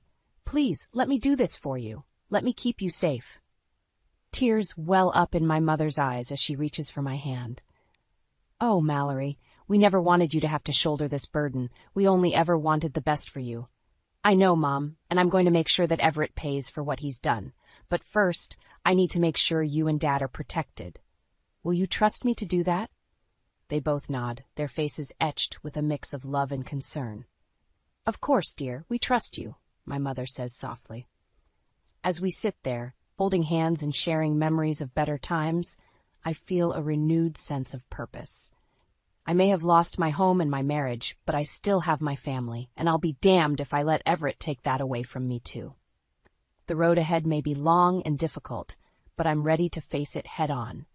With my parents by my side and a fierce determination in my heart, I know I can weather any storm that comes my way. The family lawyer's office is a stark contrast to the cozy warmth of my parents' home. I sit across from the attorney, a middle-aged woman with a sharp gaze and a no-nonsense demeanor. She listens intently as I explain my situation, nodding occasionally and jotting down notes. "So, you want to secure your parents' house under your name, correct?" she asks, looking up from her legal pad. "Yes," I reply, my voice firm. "I need to make sure that Everett can't touch it, no matter what he tries." The lawyer leans back in her chair, studying me carefully. "It's not going to be easy, Mallory. Everett sounds like a man who doesn't play by the rules, but I'll do everything in my power to help you protect your family." Relief washes over me. Thank you. I know it won't be simple, but I'm ready to fight for what's right. She nods, a small smile playing at the corners of her mouth. I can see that. "Now let's talk about the legal proceedings. We'll need to gather evidence of Everett's financial misdeeds and build a strong case for why you should be the sole owner of your parents' house." We spend the next hour going over the details, discussing strategies and potential obstacles. By the time I leave the office, my head is spinning with legal jargon and a mountain of paperwork, but I feel a renewed sense of purpose. Back at my temporary apartment, I pour myself a glass of wine and settle onto the couch, surrounded by boxes of my belongings. It's a far cry from the lavish home I once shared with Everett, but it's a small price to pay for my freedom. As I sip my wine, my phone buzzes with an incoming call. I glance at the screen, expecting to see my mother's name, but instead it's Everett. I hesitate for a moment before answering, steeling myself for whatever lies he's about to spin. "What do you want, Everett?" I ask, my voice cold. "Mallory, darling, is that any way to greet your loving husband?" he purrs, his tone dripping with false sincerity. I scoff. "You lost the right to call yourself that when you gambled away our future. What do you want?" "I just wanted to check in on you, see how you're doing in that little hometown of yours. I hope your parents are well. It would be a shame if anything were to happen to them." My blood runs cold at his thinly veiled threat. "Listen to me, Everett. If you so much as breathe in the direction of my parents, I will make sure you regret it for the rest of your miserable life." He laughs, a low, menacing sound. "Oh, Mallory, you always were a feisty one, but you forget who you're dealing with. I have more power than you can possibly imagine, and I'm not afraid to use it." "I'm not afraid of you," I spit out, my hand clenching around the phone. "I'm going to make sure you pay for what you've done, Everett. One way or another, you'll get what's coming to you." "We'll see about that," he says, his voice turning icy. "You have no idea what I'm capable of, Mallory, but you'll find out soon enough." With that, he hangs up, leaving me shaking with rage and fear. I down the rest of my wine in one gulp, trying to calm my racing heart. I know I'm in for the fight of my life, but I refuse to back down. Everett may think he has the upper hand, but he underestimates the power of a woman scorned.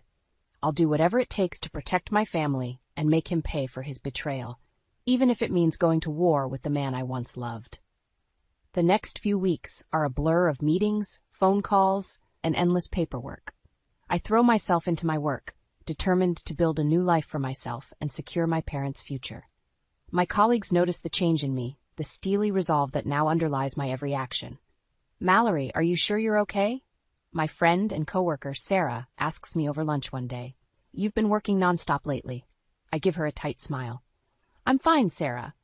Just dealing with some personal issues, but I appreciate your concern." She nods, her eyes filled with understanding.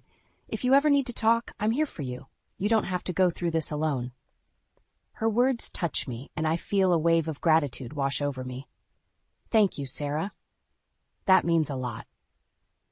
As I leave the office that evening, my phone buzzes with a text message. It's from Everett, asking to meet at a nearby cafe.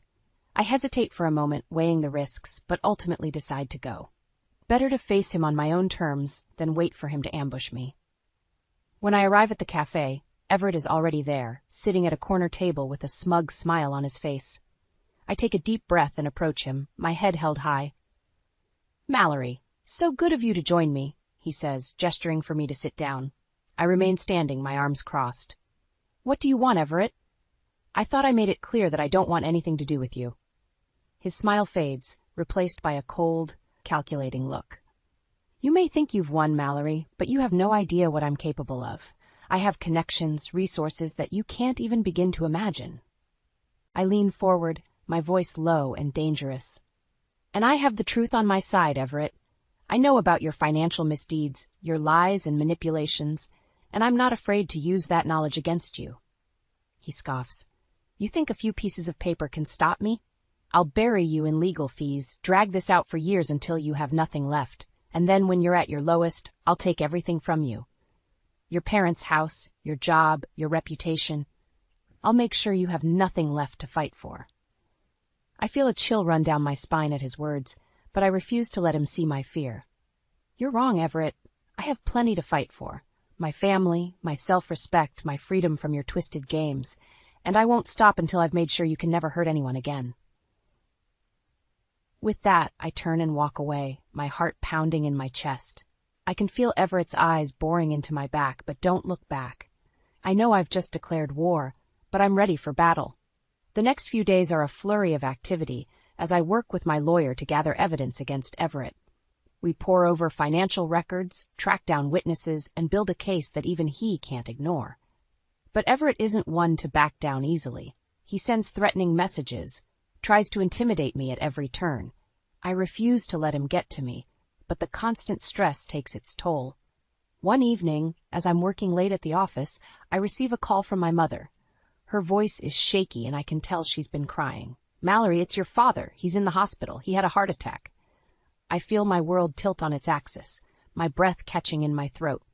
"I'm on my way, Mom. I'll be there as soon as I can." As I race to the hospital, my mind is a whirlwind of emotions. Anger at Everett for causing this stress, fear for my father's health, and a grim determination to see this fight through to the end. I won't let Everett win. Not now, not ever. The hospital room is quiet, save for the steady beep of the heart monitor. I sit by my father's bedside, holding his hand as he sleeps. The doctors say he's stable, but the stress of the past few weeks has taken a toll on his health. I feel a wave of guilt wash over me. I should have been there for him, should have protected him from Everett's machinations. But I was too caught up in my own battles to see the toll it was taking on my family. As I sit there, lost in thought, I hear a knock at the door. I look up to see my lawyer, a grim expression on her face. "Mallory, we need to talk," she says, her voice low and urgent. I follow her out into the hallway, my heart pounding in my chest. "What is it? What's happened?" She takes a deep breath. "Everett is trying to file a countersuit. He's claiming that you're the one who mismanaged the finances, that you're the reason for the loss of your home." I feel my blood run cold. That's absurd. He's the one who gambled away our future, not me. She nods. "I know, Mallory, but he's got a team of lawyers behind him, and they're going to do everything they can to make this stick. We need to be prepared for a fight." I clench my fists, anger coursing through my veins. I'm ready. I won't let him get away with this. We spend the next few hours going over our strategy, gathering evidence to refute Everett's claims. By the time we're finished, I'm exhausted but determined. I head back to my father's room, only to find Everett standing by his bedside. He looks up as I enter, a smirk on his face. "Mallory, what a surprise. I was just checking in on dear old Dad. Such a shame about his heart attack." I feel my temper. "Get out, Everett. You have no right to be here." He chuckles, a low, menacing sound. "Oh, but I have every right. After all, I'm still legally your husband, and as your husband, I have a say in your family's affairs." I take a step forward, my voice shaking with rage. "Not for long, you don't. I'm filing for divorce, and I'm going to make sure you never come near my family again." His eyes narrow. "You think it's going to be that easy? I'll drag this out for years, Mallory. I'll bleed you dry, and then I'll take everything you have left, including this hospital, if I have to." I feel a chill run down my spine at his words. "What are you talking about?" He smiles, a cold, calculating look in his eyes. "I have connections, Mallory, connections that go far beyond what you can imagine, and if I have to use them to get what I want, I will." I shake my head, disbelief and anger warring within me. "You're insane, Everett. You're not going to get away with this." He leans in close, his breath hot against my ear. "Watch me." With that, he turns and walks out of the room, leaving me shaking with fury and fear.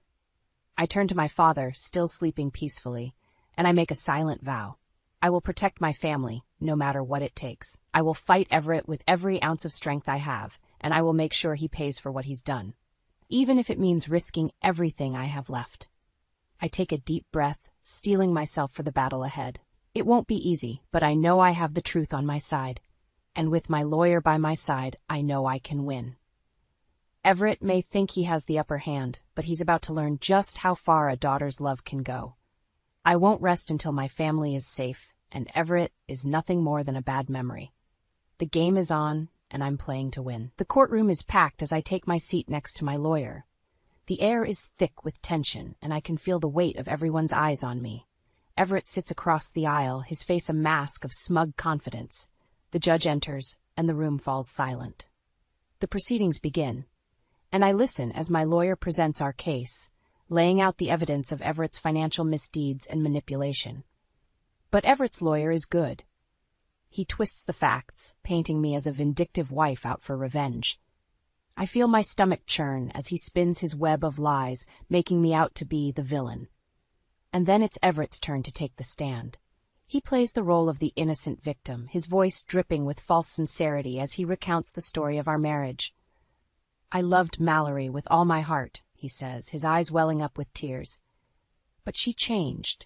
She became cold, distant. She stopped supporting me, stopped being the wife I needed her to be." I feel my blood boil at his words. How dare he paint himself as the victim after everything he's done? But my lawyer is ready. She cross-examines him, picking apart his story piece by piece. She presents the evidence of his gambling, his reckless investments, his lies, and deceit. And then she plays her trump card. A recording of a phone call between Everett and his broker discussing the illegal insider trading that led to the loss of our home. The courtroom erupts in gasps and murmurs. Everett's face turns white, and I see a flicker of fear in his eyes.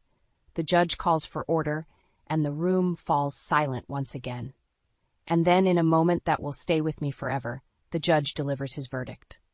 In light of the evidence presented, I find in favor of the plaintiff, Mallory Chambers. The divorce is granted, and the marital assets will be divided in accordance with the prenuptial agreement. I feel a rush of relief wash over me, followed by a sense of grim satisfaction. I've won.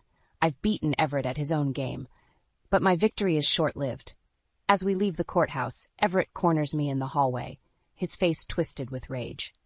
"You think you've won?" he hisses, his voice low and menacing. "You have no idea what I'm capable of, Mallory. I'll make you pay for this. I'll make sure you never know a moment's peace again."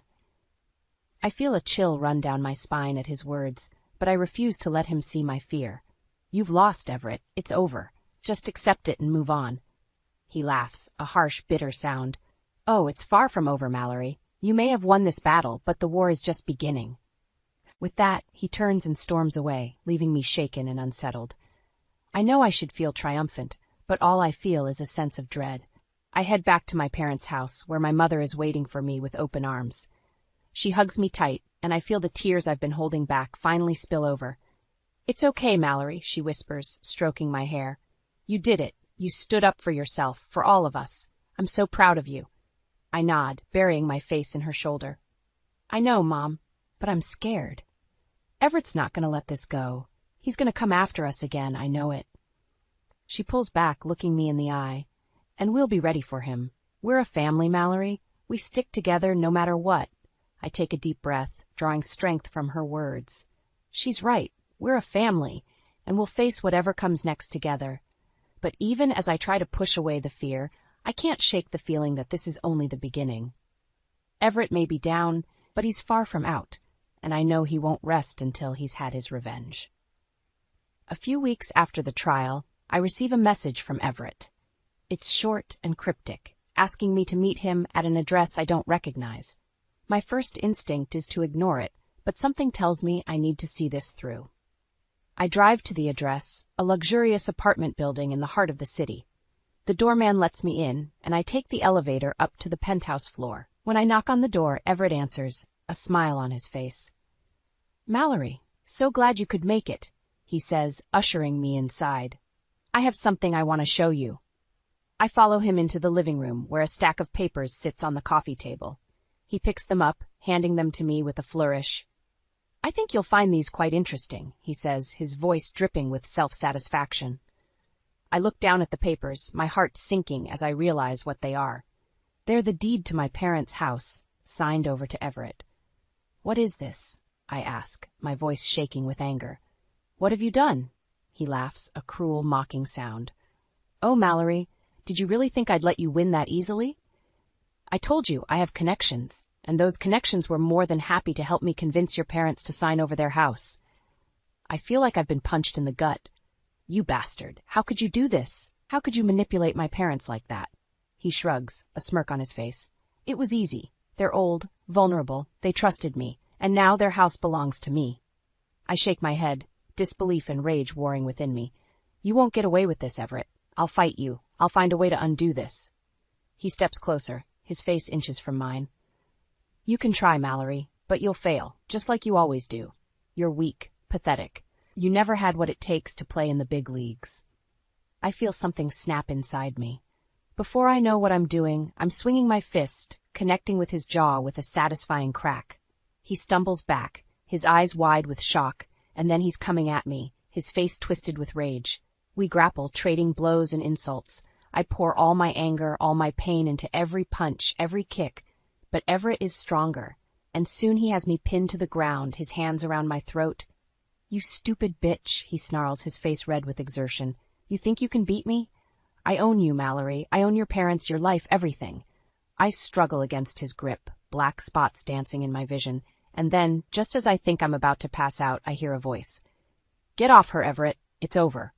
Everett looks up, his grip loosening, and there, standing in the doorway, is his brother Nathan.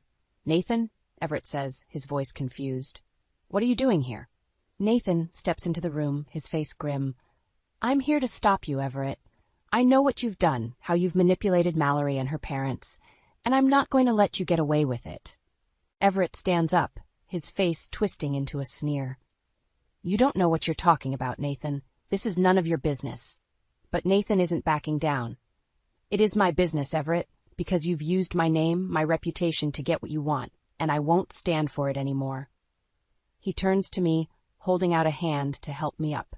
"I'm sorry, Mallory. I should have seen what he was doing sooner, but I'm here now, and I'm going to make this right." I take his hand, pulling myself to my feet, and as I stand there, bruised and battered but still standing, I feel a flicker of hope. Maybe, just maybe, I'm not alone in this fight after all. Nathan helps me to my feet, and together we face Everett. He's seething with rage, his fists clenched at his sides. "You're making a big mistake, Nathan," he growls. "You don't want to cross me," but Nathan stands firm. "No, Everett, you're the one who's made the mistake. You've lied, cheated, and stolen your way through life, and now it's time to face the consequences." He turns to me, his eyes soft. "Mallory, I know a lawyer who can help us. She's the best in the business, and she'll make sure that your parents' house is returned to them." I nod, feeling a surge of gratitude. "Thank you, Nathan. I don't know how to repay you." He shakes his head. "You don't owe me anything, Mallory. I'm just doing what's right." We leave Everett standing there, his face twisted with anger and disbelief. And as we walk out of the apartment, I feel a sense of hope for the first time in months. The next few weeks are a blur of legal proceedings and paperwork. Nathan's lawyer is as good as he said, and she works tirelessly to build our case against Everett. And then, finally, the day arrives. We stand in the courtroom, facing the judge as she delivers her verdict. In light of the evidence presented, I find in favor of the plaintiffs, Mallory and Nathan Chambers. The deed to the property in question is hereby declared null and void, and ownership will revert back to the original owners, Eleanor and Walter Chambers. I feel tears of relief spring to my eyes. We did it. We won. But Everett isn't ready to give up. As we leave the courthouse, he corners us, his face contorted with rage. "You think this is over?"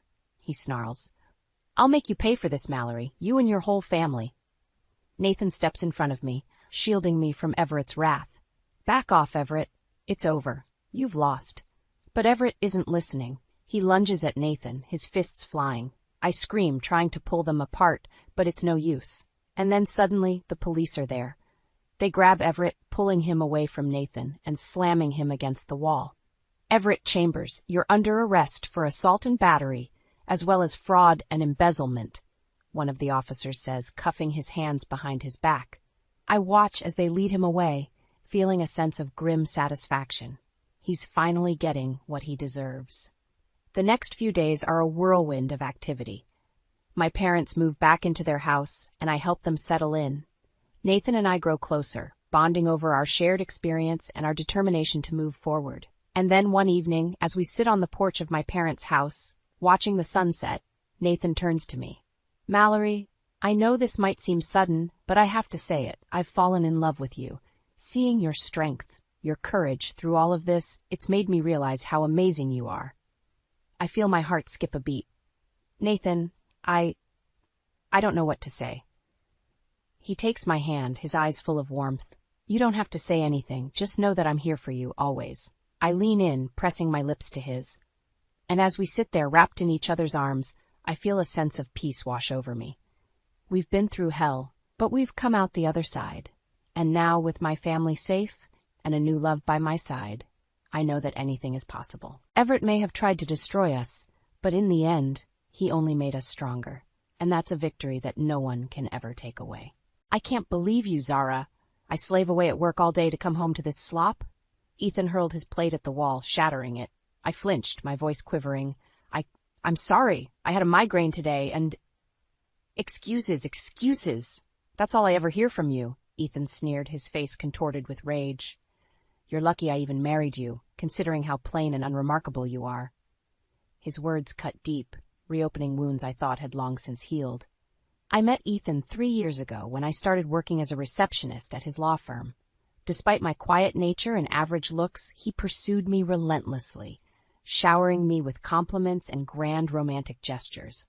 Swept up in the whirlwind of his charm, I fell head over heels. Our courtship was a fairy tale, but reality set in soon after we exchanged vows. Ethan convinced me to quit my job, insisting that he wanted me to focus on being the perfect housewife. I agreed, eager to please him and build our life together. But 3 months into our marriage, Ethan's true colors began to show.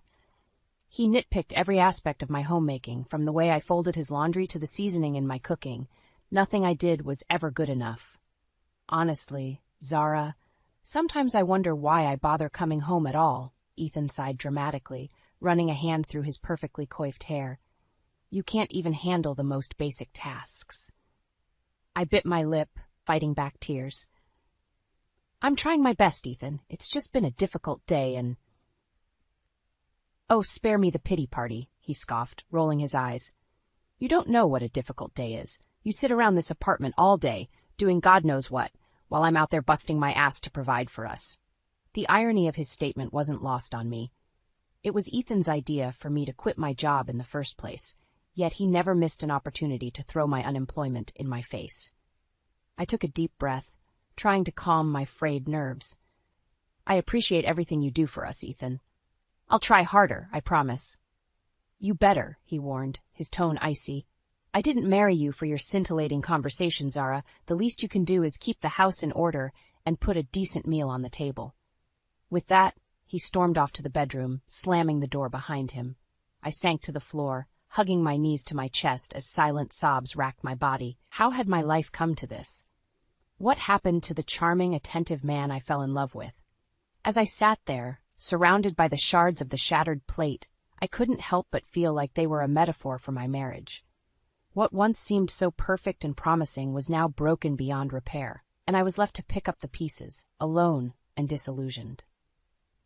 As the weeks turned into months, Ethan's verbal abuse only escalated. He seemed to take sadistic pleasure in tearing me down, finding fault in every aspect of my existence. Zara, have you gained weight? He asked one evening, eyeing me critically as I set the table for dinner. You're looking a bit softer these days. I glanced down at my body, suddenly self-conscious. I don't think so. I've been eating the same as always. Ethan smirked, a cruel glint in his eye.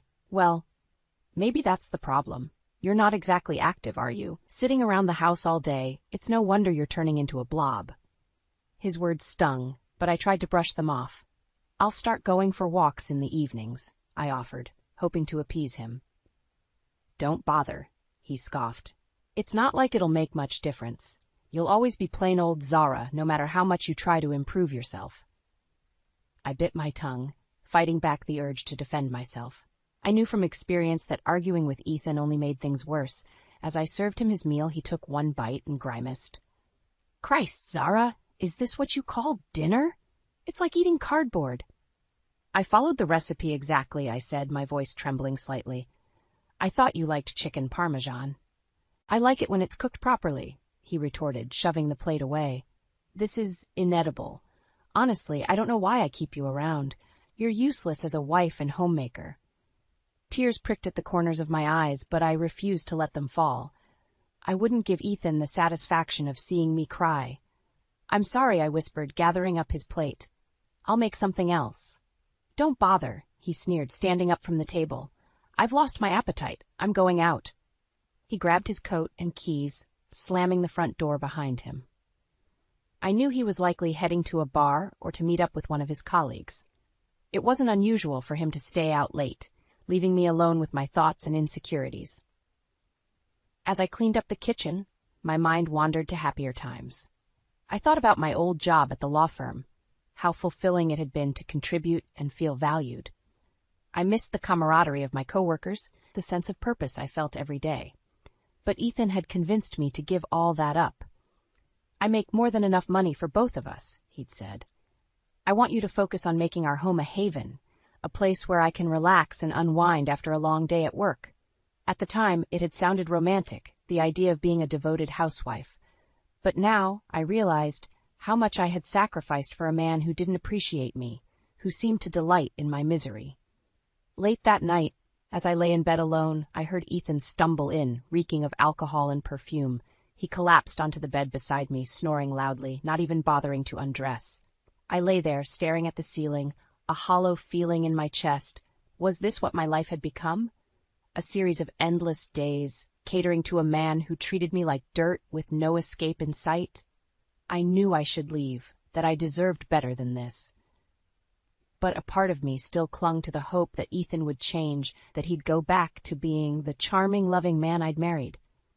Little did I know, the worst was yet to come, and my illusions were about to be shattered in the most devastating way possible.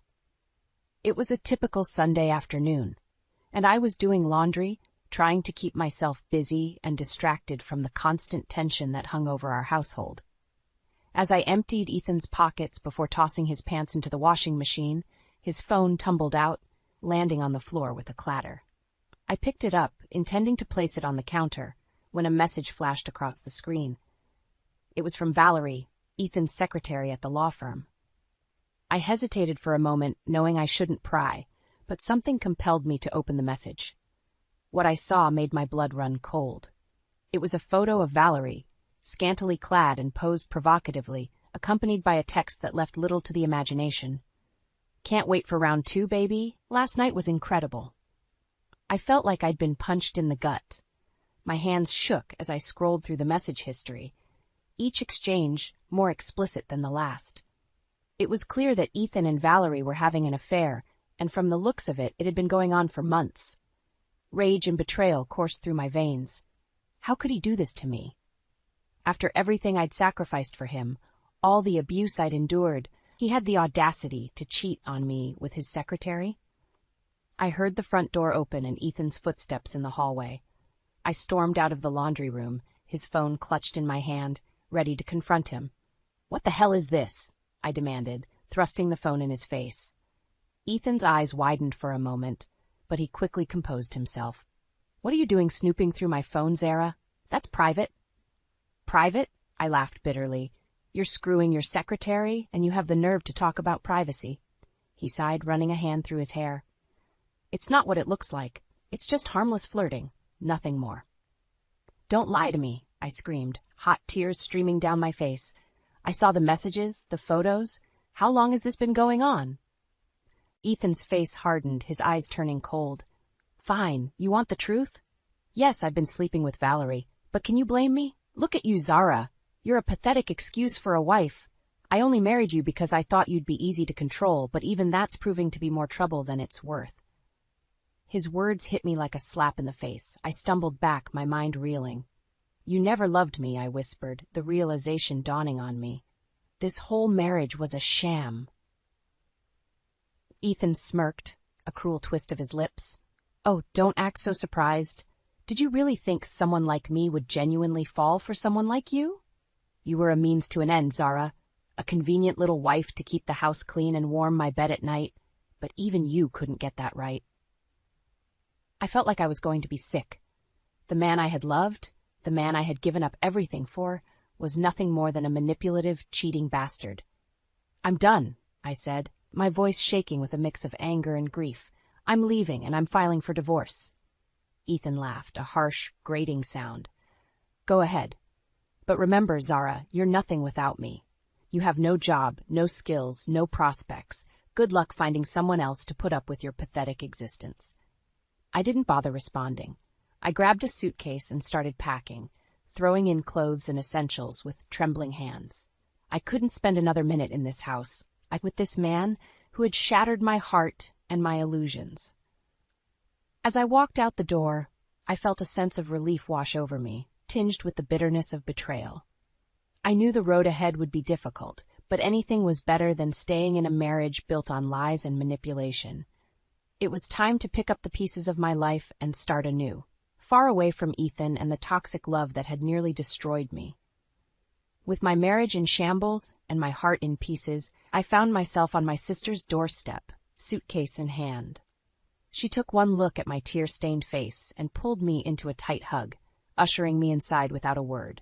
Over the next few days, I poured out my story to her, recounting every painful detail of Ethan's betrayal and the emotional abuse I had endured.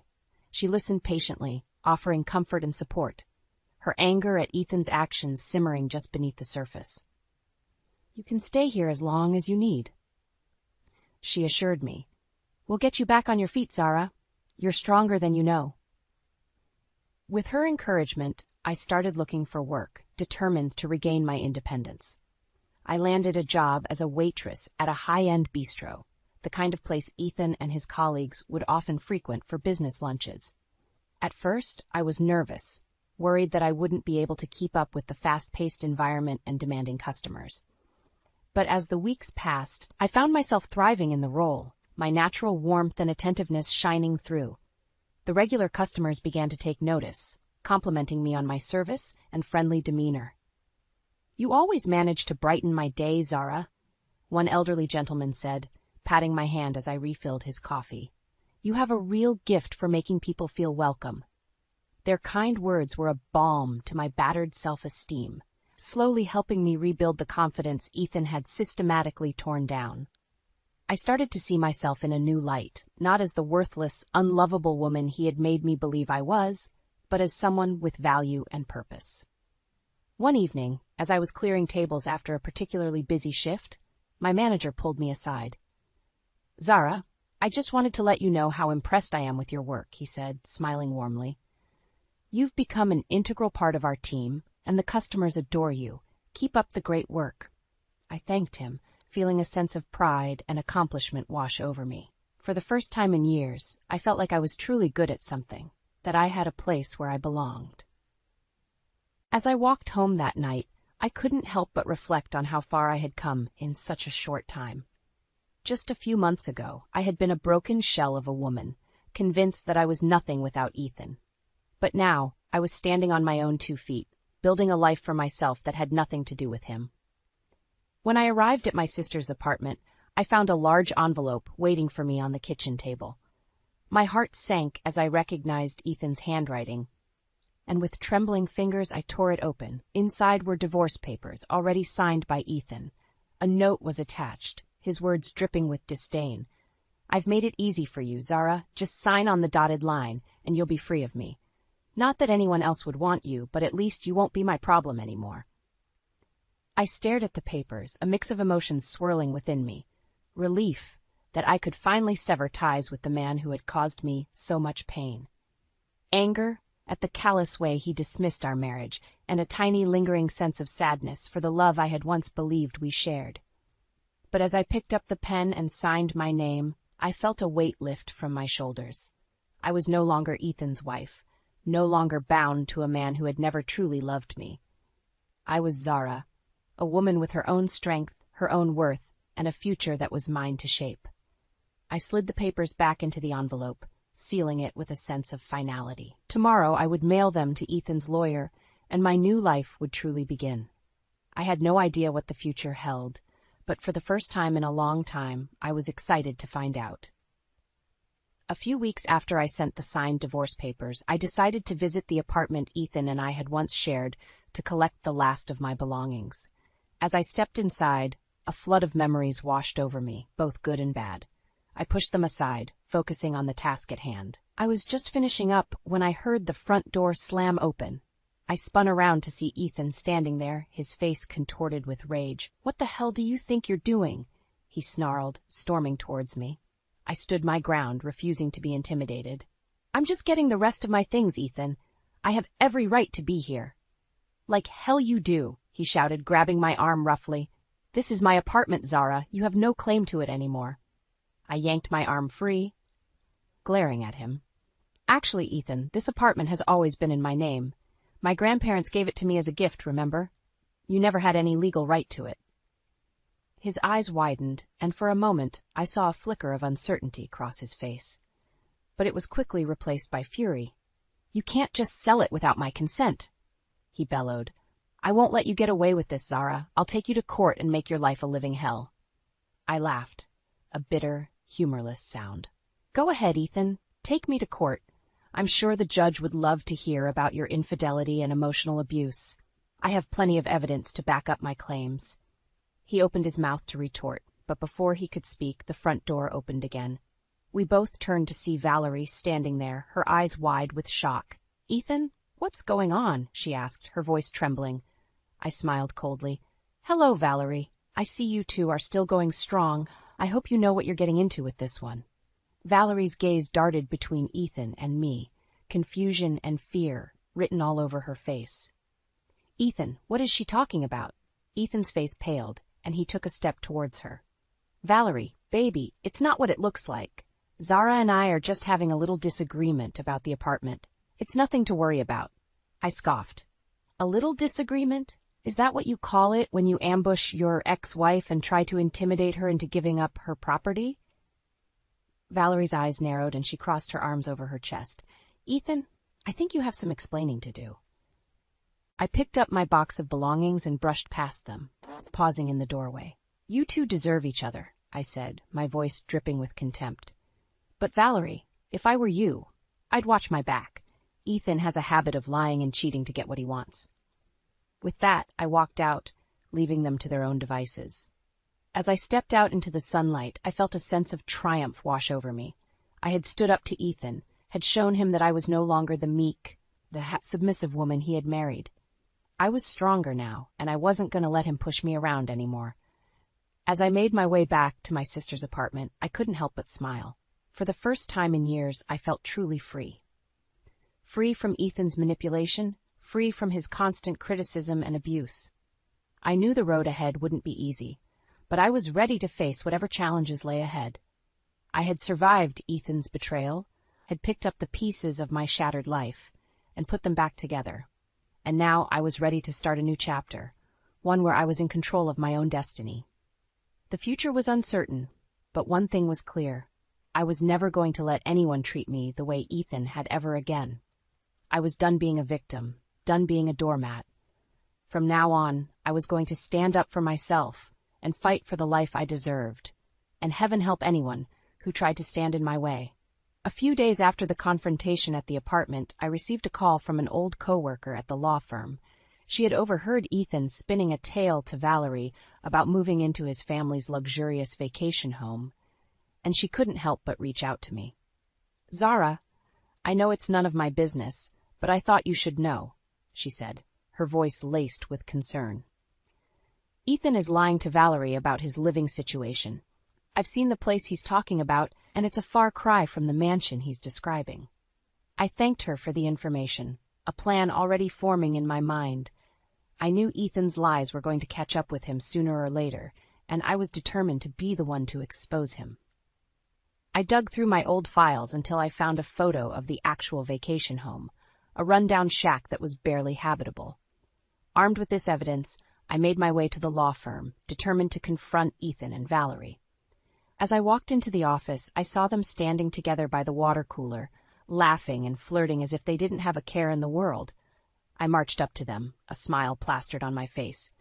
Ethan, Valerie, so good to see you both, I said, my voice dripping with false sweetness. They turned to face me, Ethan's eyes narrowing in suspicion. What are you doing here, Zara? I thought I made it clear that I didn't want you around.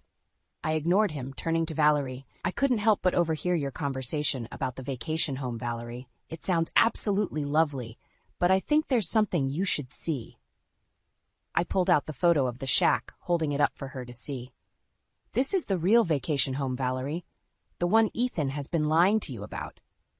Valerie's eyes widened, and she snatched the photo from my hand, studying it closely. Ethan, what is this? You told me it was a luxury estate with a pool and a tennis court. Ethan's face paled, and he stammered, trying to come up with an explanation. But before he could speak, I pulled out my phone, playing a series of audio recordings.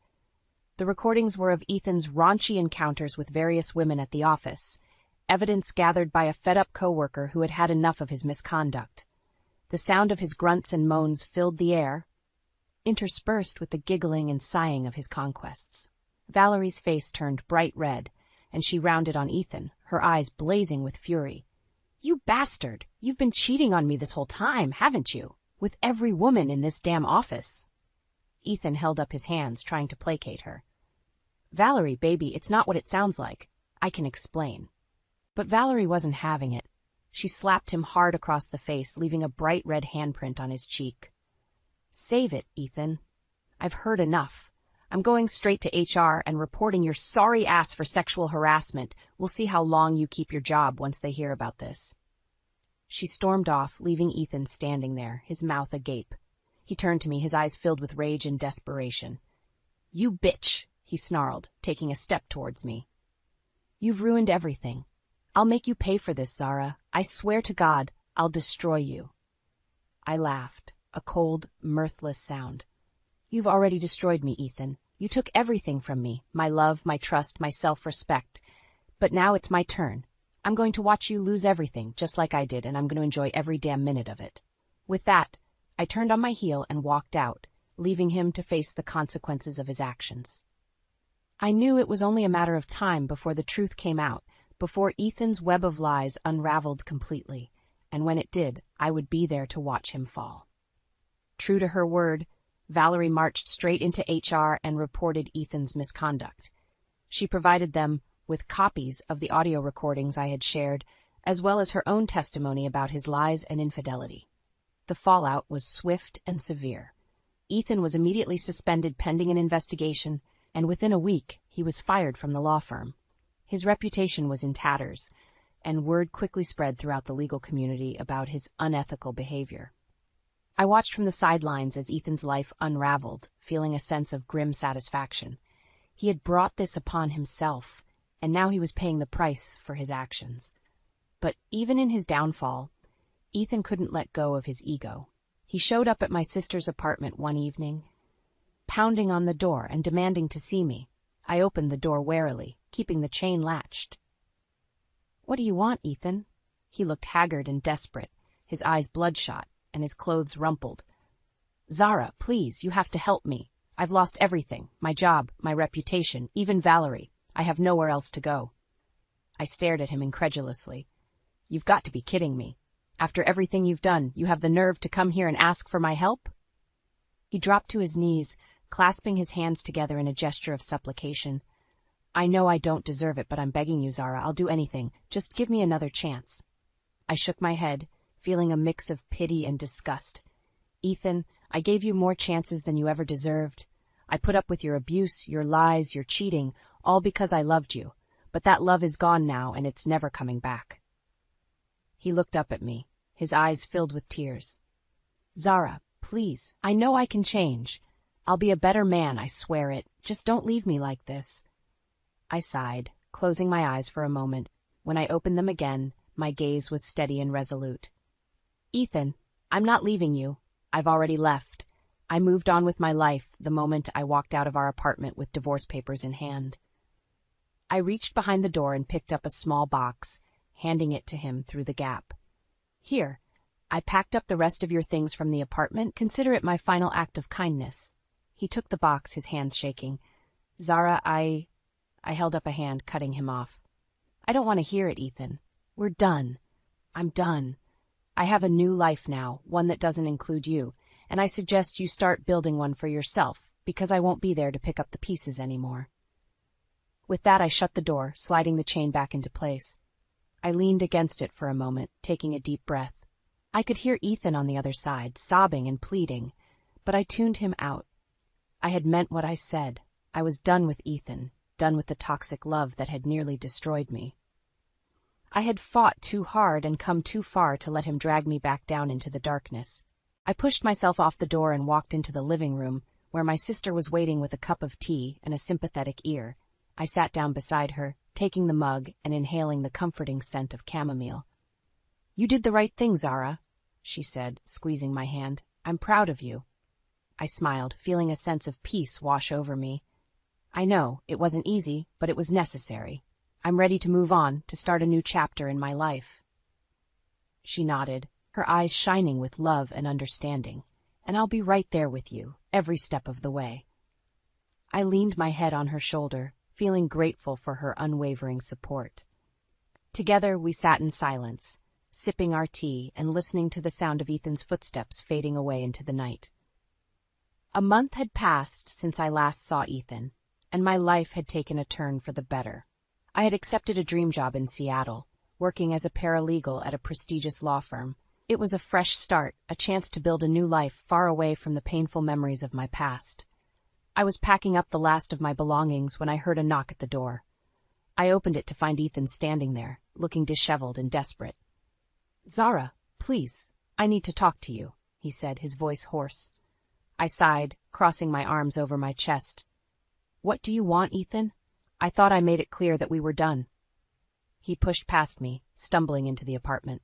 I could smell the alcohol on his breath, and I wrinkled my nose in disgust.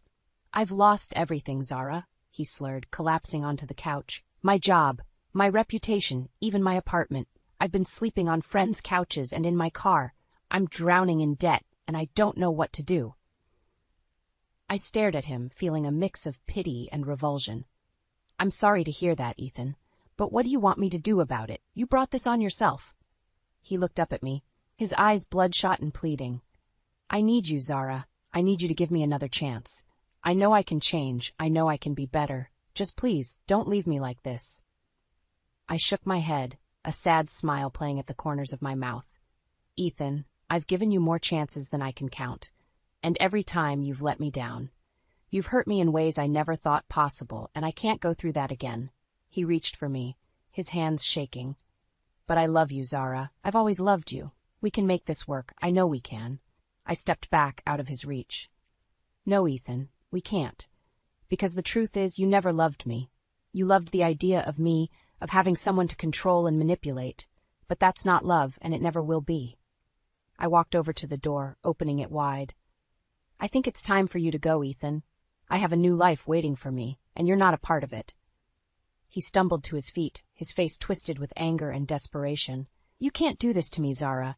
You can't just walk away like this." I smiled, feeling a sense of calm wash over me. "I can, and I am. Goodbye, Ethan." He stared at me for a long moment, his eyes filled with a mix of rage and despair. Then, without another word, he walked out the door and out of my life. I closed the door behind him, leaning against it for a moment. I took a deep breath, feeling a sense of relief wash over me. It was finally over. I was free. I walked over to the window, looking out at the city skyline. In the distance, I could see the Space Needle, a symbol of the new life that awaited me. I smiled, feeling a sense of excitement and anticipation. I had a new job, a new city, and a new love waiting for me. A man I had met at the bistro, a kind and gentle soul who had helped me heal and find happiness again. I picked up my suitcase, taking one last look around the apartment. It had been my home for so long, but now it was time to say goodbye. I walked out the door, feeling a sense of lightness and freedom. The past was behind me, and the future was bright with promise. As I stepped out into the sunlight, I couldn't help but smile. I had survived the worst that life had thrown at me, and I had come out stronger on the other side. I was ready for whatever lay ahead, ready to embrace the new chapter in my life with open arms. And as I walked down the street, I knew that nothing could ever hold me back again. I sat across from Mark at our dining table, the evening light filtering through the windows, casting a warm glow over our cozy home. Everything seemed perfect, until he dropped those fateful words that shattered my world. "There's something you need to know, Emily." His voice trembled, and he couldn't meet my gaze. A knot formed in my stomach as I lowered my magazine. "What is it, Mark?" He took a deep breath, his eyes downcast. "We need to get a divorce." The words hit me like a punch to the gut, knocking the air from my lungs. "What? Why?"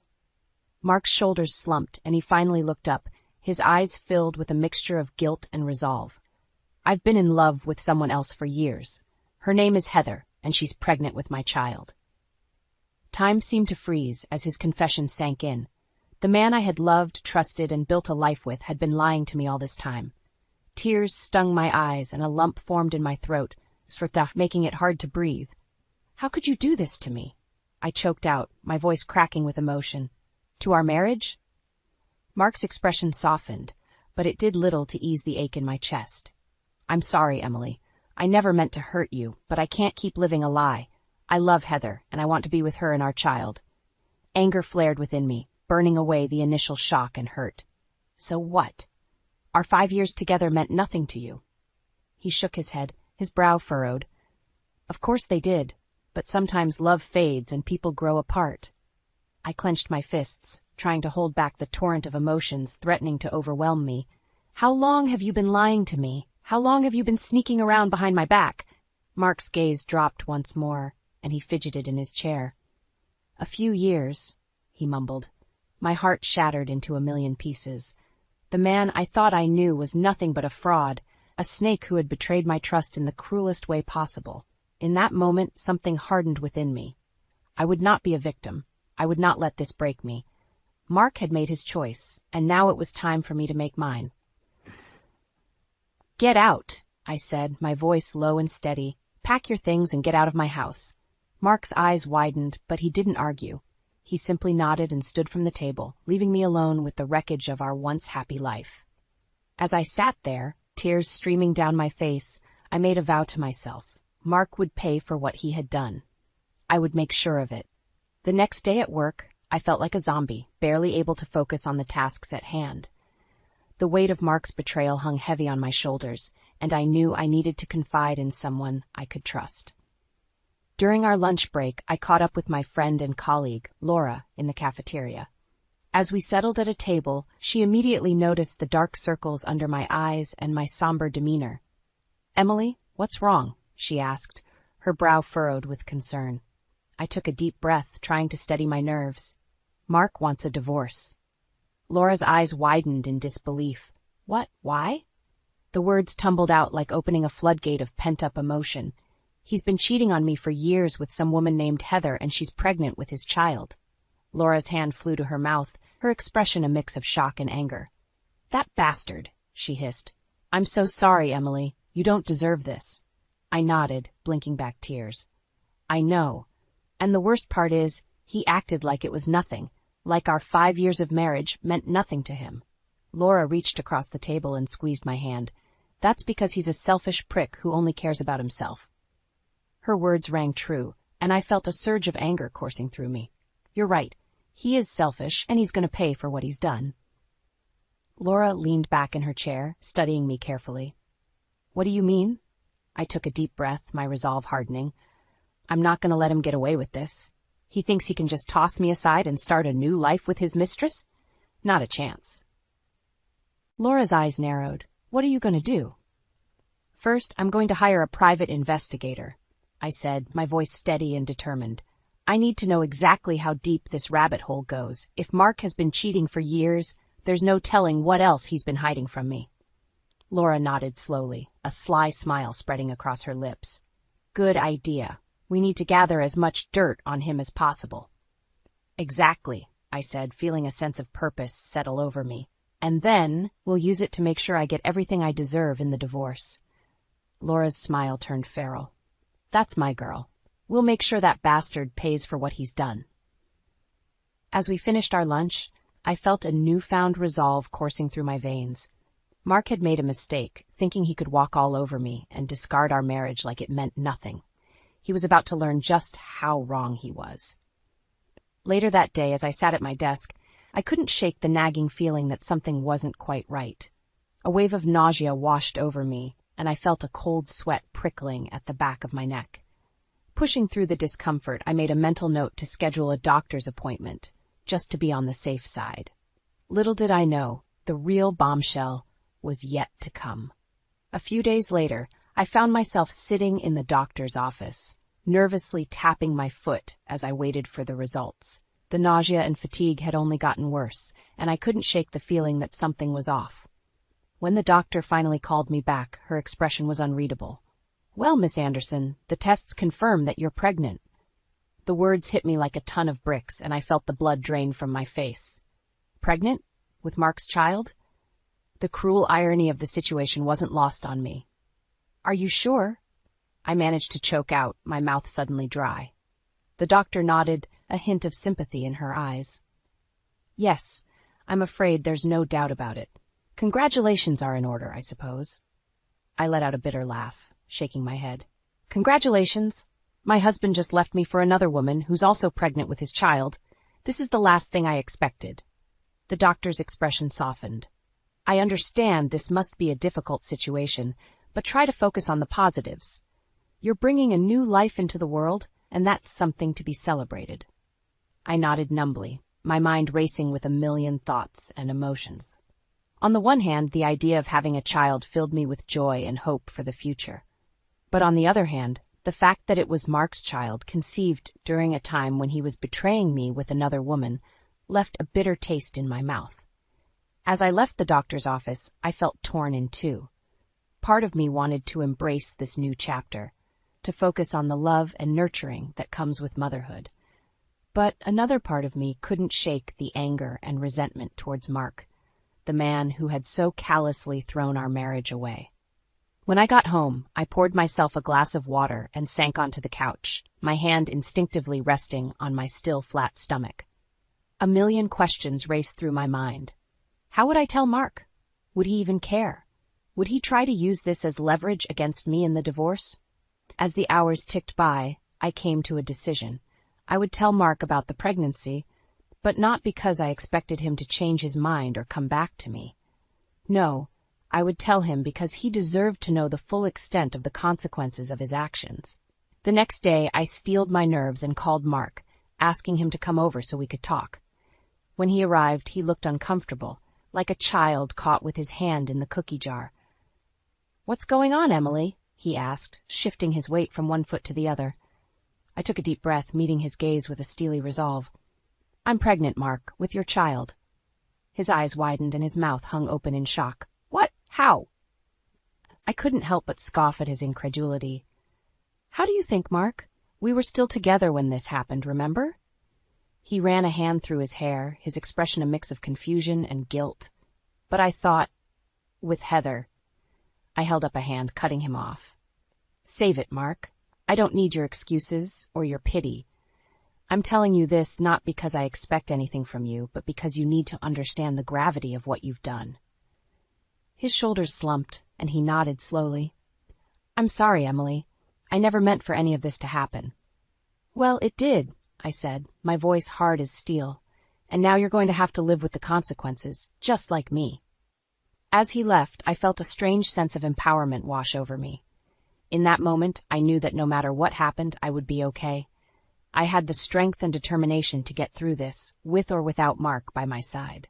And if he thought he could just waltz back into my life and play the doting father, he had another thing coming.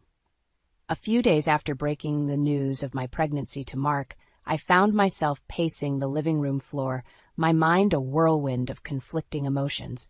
Part of me still clung to the hope that this child might be the wake-up call he needed, that he would come to his senses and realize the mistake he was making.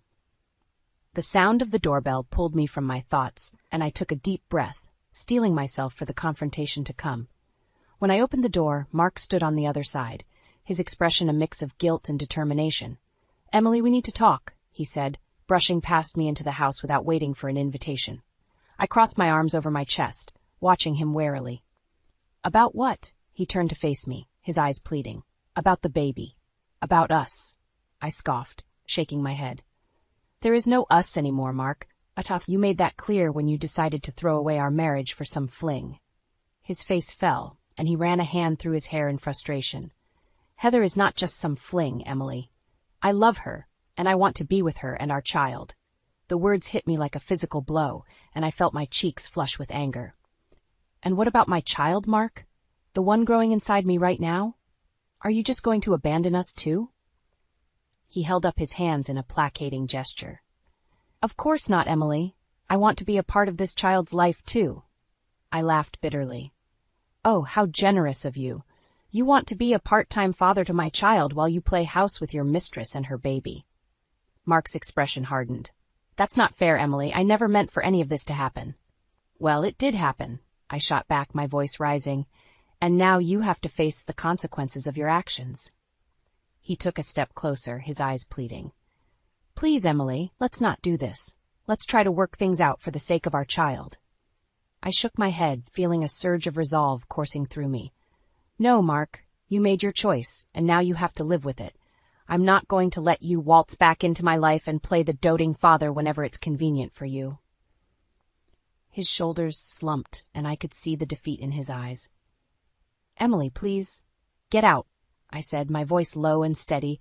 Get out of my house and don't come back unless it's to discuss the divorce proceedings. He opened his mouth as if to argue, but one look at the determination on my face must have convinced him it was futile. With a heavy sigh, he turned and walked out the door, leaving me alone with the weight of my decision. As the days passed, I found myself hardening my resolve further. Mark had made his bed, and now he would have to lie in it. I wouldn't allow him to string me along or use the pregnancy as leverage in the divorce. No, I would take control of the situation and ensure that I got everything I deserved, both for myself and for my child. With Laura's help, I started gathering evidence of Mark's infidelity, documenting every lie, every betrayal, and every instance of his deceit.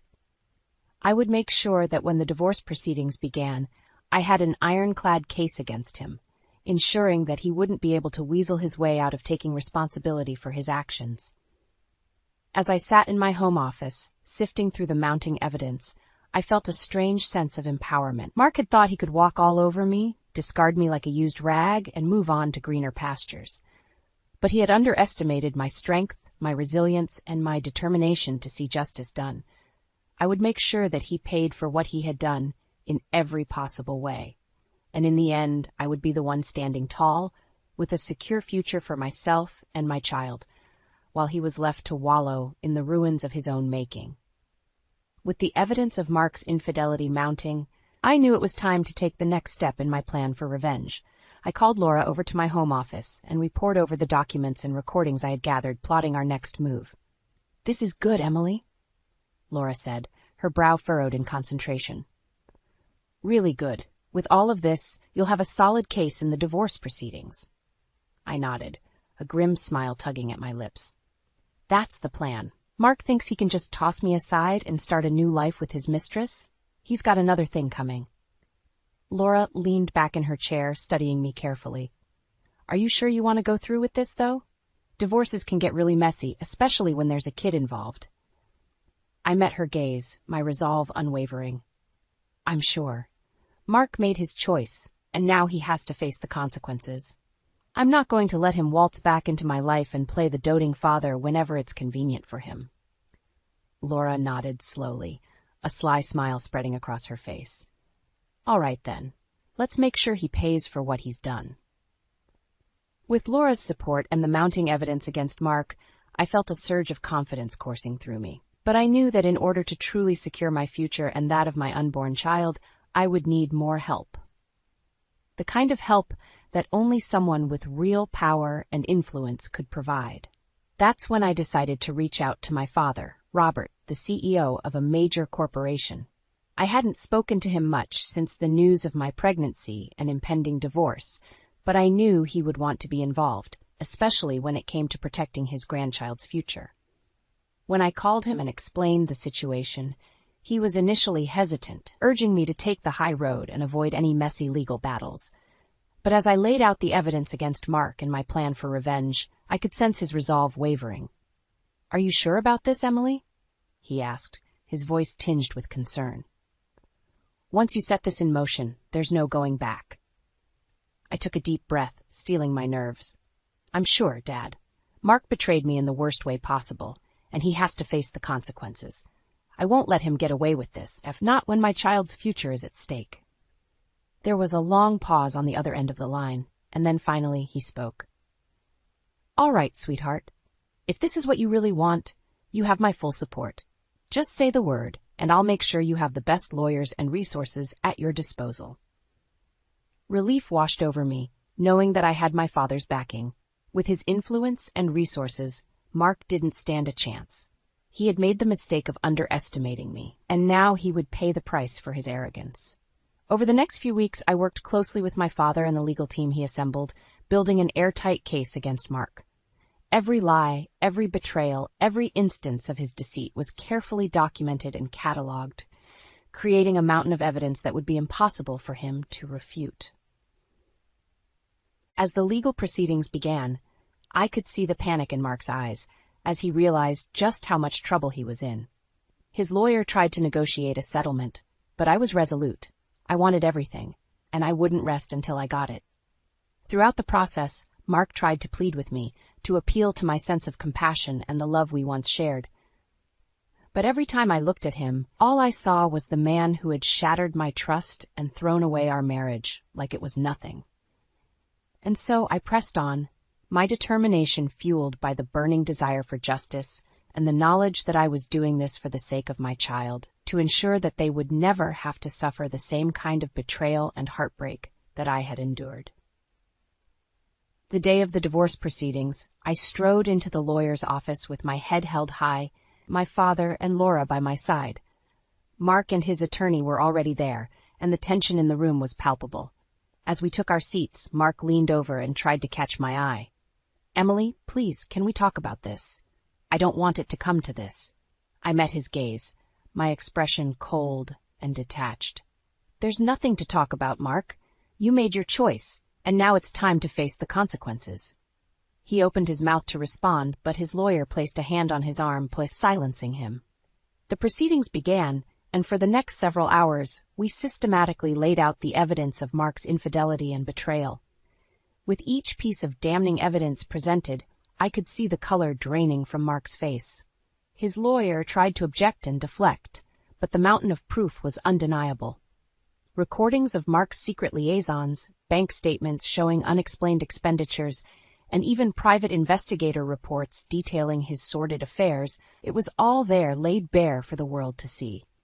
As the hours ticked by, Mark's composure began to crumble. He shifted in his seat, his eyes darting around the room like a cornered animal. At one point he turned to me, tears in his eyes, and mouthed the words, "I'm sorry." But it was too little, too late. I simply stared back at him, my expression unwavering, resolute in my determination to see justice served. Finally, after what felt like an eternity, the judge cleared his throat and delivered the verdict.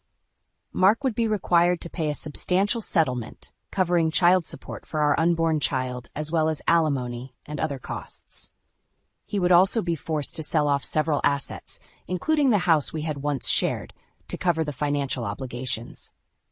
As the terms were read aloud, I could see the defeat in Mark's eyes. He had gambled everything on his affair with Heather, convinced that he could discard me and start anew without consequence. But he had underestimated my resolve, my strength, and my willingness to fight for what was rightfully mine. After the proceedings concluded, Mark tried to approach me one last time. "Emily, please, can we talk? I never wanted to hurt you like this." I turned to face him, my expression steely and unwavering. "You had your chance, Mark. You chose to throw away our marriage for a fling, and now you have to live with the consequences." He opened his mouth to protest, but I held up a hand, cutting him off. "Don't bother. It's over, Mark. You've lost everything. Your job, your money, and most importantly, your family." With that, I turned and walked away, leaving him standing there alone, the weight of his decisions finally catching up to him. In the weeks that followed, I focused on preparing for the arrival of my child, determined to create a secure and loving environment for them. Mark's betrayal still stung, but the satisfaction of seeing him face the consequences of his actions helped to dull the pain. As I settled into my new apartment, a sense of peace washed over me. I had taken control of my life, reclaimed my power, and ensured that my child would never have to suffer the same heartbreak and betrayal that I had endured. And as for Mark, well, let's just say that his troubles were only just beginning. In the months following the divorce, my life took an unexpected turn.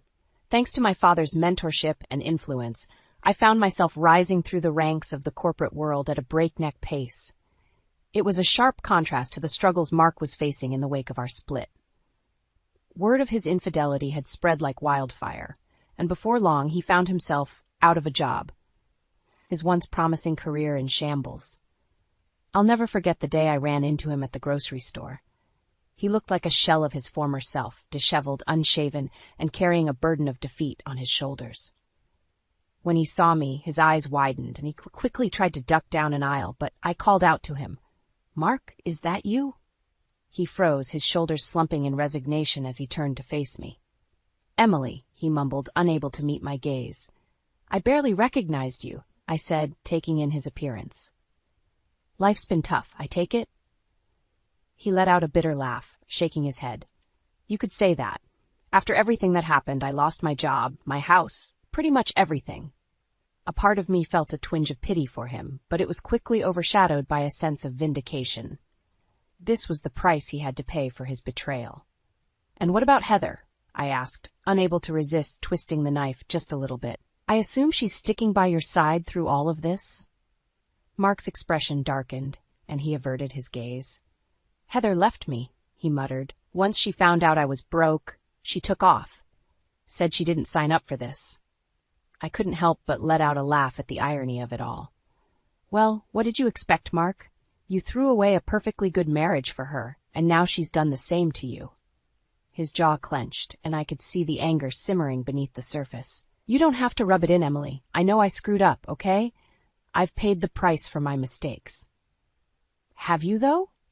I countered, taking a step closer to him. "Because from where I'm standing, it looks like you're still living in denial. You haven't truly faced the consequences of your actions." He opened his mouth to respond, but I held up a hand, cutting him off. "Let me make something clear, Mark. You lost everything because of your own greed and selfishness. You chose to betray me, to throw away our marriage for a fling, and now you're reaping what you've sown." His shoulders slumped, and I could see the defeat in his eyes. He knew I was right. "I hope you learn from this, Mark," I continued. "I hope you understand the pain and heartbreak you've caused, not just to me, but to everyone around you. Because if you don't, you're destined to repeat the same mistakes over and over again." With that, I turned and walked away, leaving him standing there alone, a broken man consumed by the weight of his own actions. As I made my way through the rest of the store, a sense of satisfaction washed over me. It wasn't just the fact that I had won the divorce settlement or that I was thriving in my career. No, what truly mattered was that I had taken control of my life, refused to be a victim, and ensured that Mark faced the consequences of his betrayal. And as I rubbed my growing belly, feeling the gentle flutter of my unborn child, I knew that I had made the right choice.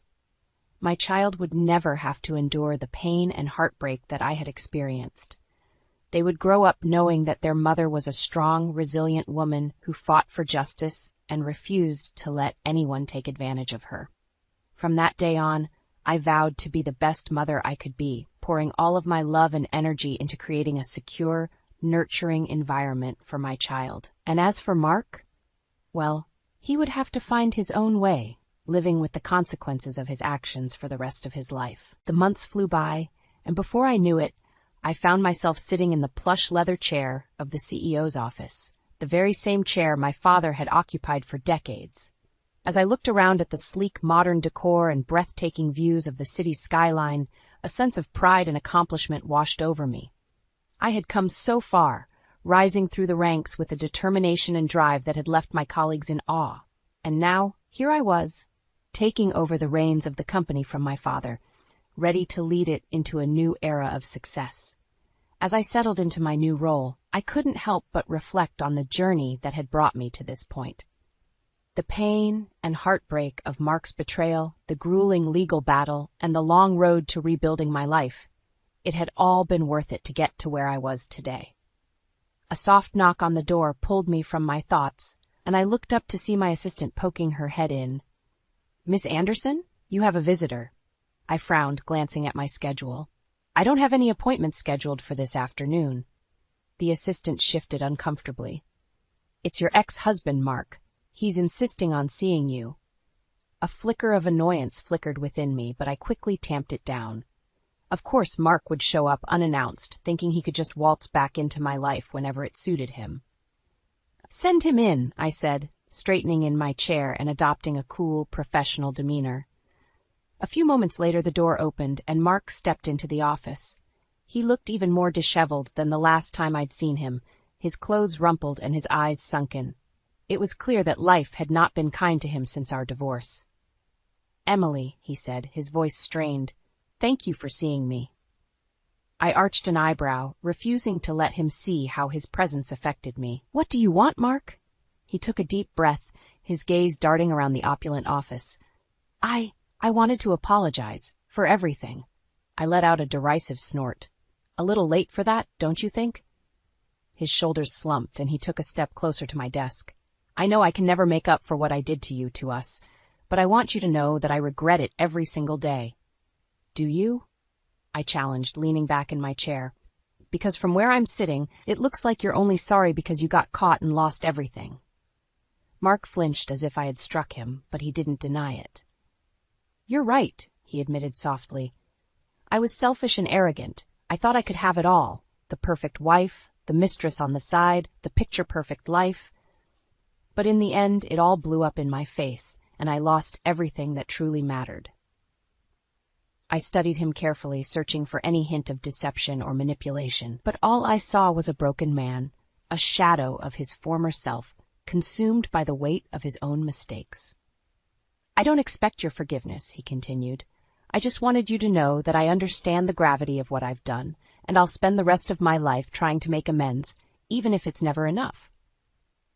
A heavy silence hung in the air, and for a moment I considered offering him a sliver of forgiveness, a chance to absolve himself of the guilt that so clearly weighed him down. But then I remembered the pain he had caused, the trust he had shattered, and the future he had nearly robbed from me and my child. "You're right, Mark," I said, my voice low and steady. "You can't make amends for what you've done, not to me, and certainly not to our child." His eyes widened, and he opened his mouth to speak, but I held up a hand, cutting him off. "This child will grow up knowing the truth about their father, that he was a selfish, deceitful man who valued his own desires above everything else. They will know that you betrayed us in the worst possible way, and that you were too weak and cowardly to face the consequences." Mark's face crumpled, and I could see the impact of my words hitting him like a physical blow. But I didn't stop there. "You had your chance at happiness, Mark. You had a loving wife and the opportunity to be a father, but you threw it all away for a fleeting moment of pleasure. And now you'll have to live with that regret for the rest of your life." He opened his mouth, perhaps to plead or beg for forgiveness, but I held up my hand once more. "I think it's time for you to leave," I said, my voice leaving no room for argument. "And don't bother coming back. You lost the right to be a part of our lives a long time ago." With that, I turned away from him, dismissing him from my presence and my life once and for all. As he shuffled out of the office, his shoulders hunched in defeat, I felt a sense of closure wash over me. I had faced the demons of my past, confronted the man who had nearly destroyed me, and emerged victorious. I had claimed my future with strength and resilience, leaving Mark to face the consequences of his betrayals alone, a cautionary tale of greed and deception. And as I gazed out over the city skyline, I knew that no matter what challenges lay ahead, I would face them head-on, secure in the knowledge that I was a survivor, a fighter, and a force to be reckoned with.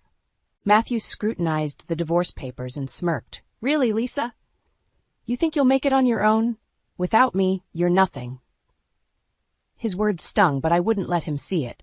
I kept my expression firm, biting back the retort on the tip of my tongue. Instead, I took a deep breath and assessed the living room. It was a typical suburban home in a mid-sized American city. Everything was incredibly well organized, a stark contrast to Matthew's perpetual messiness. I broke the silence. "We'll see about that." Matthew laughed, tossing the papers onto the coffee table.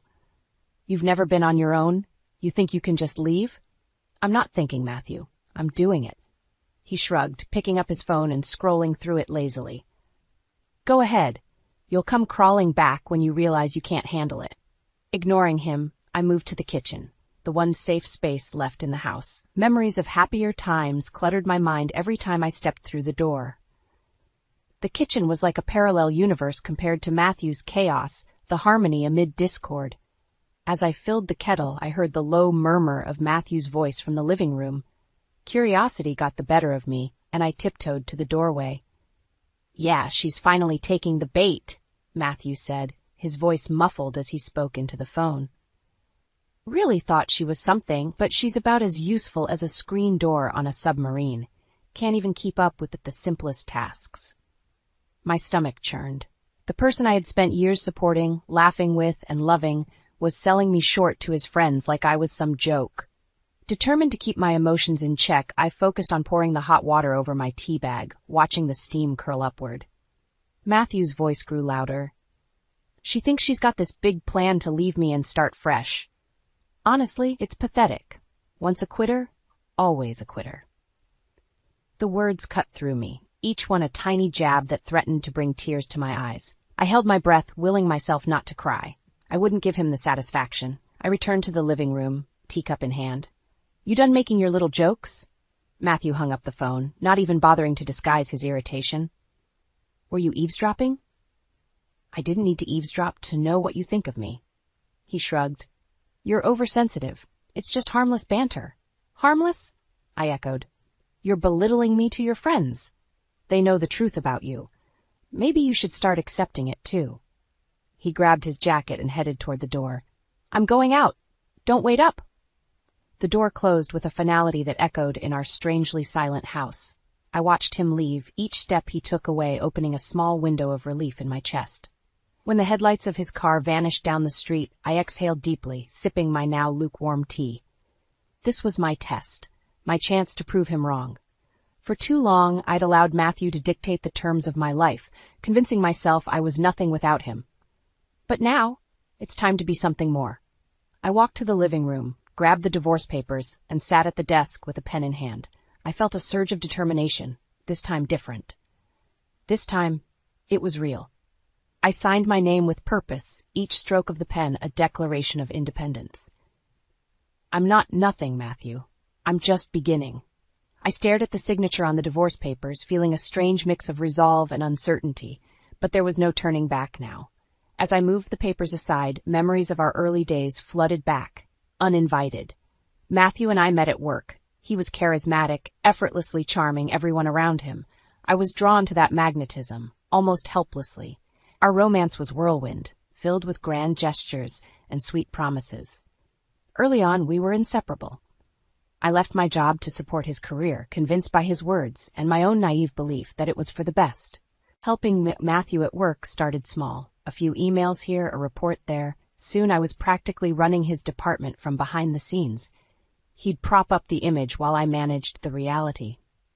Our professional dynamics evolved, except it wasn't evolution, it was exploitation. I recalled a recent conversation with one of his old coworkers, Cam. We ran into each other at a grocery store. Hey, Lisa. Long time no see, Cam greeted, throwing some vegetables into his cart.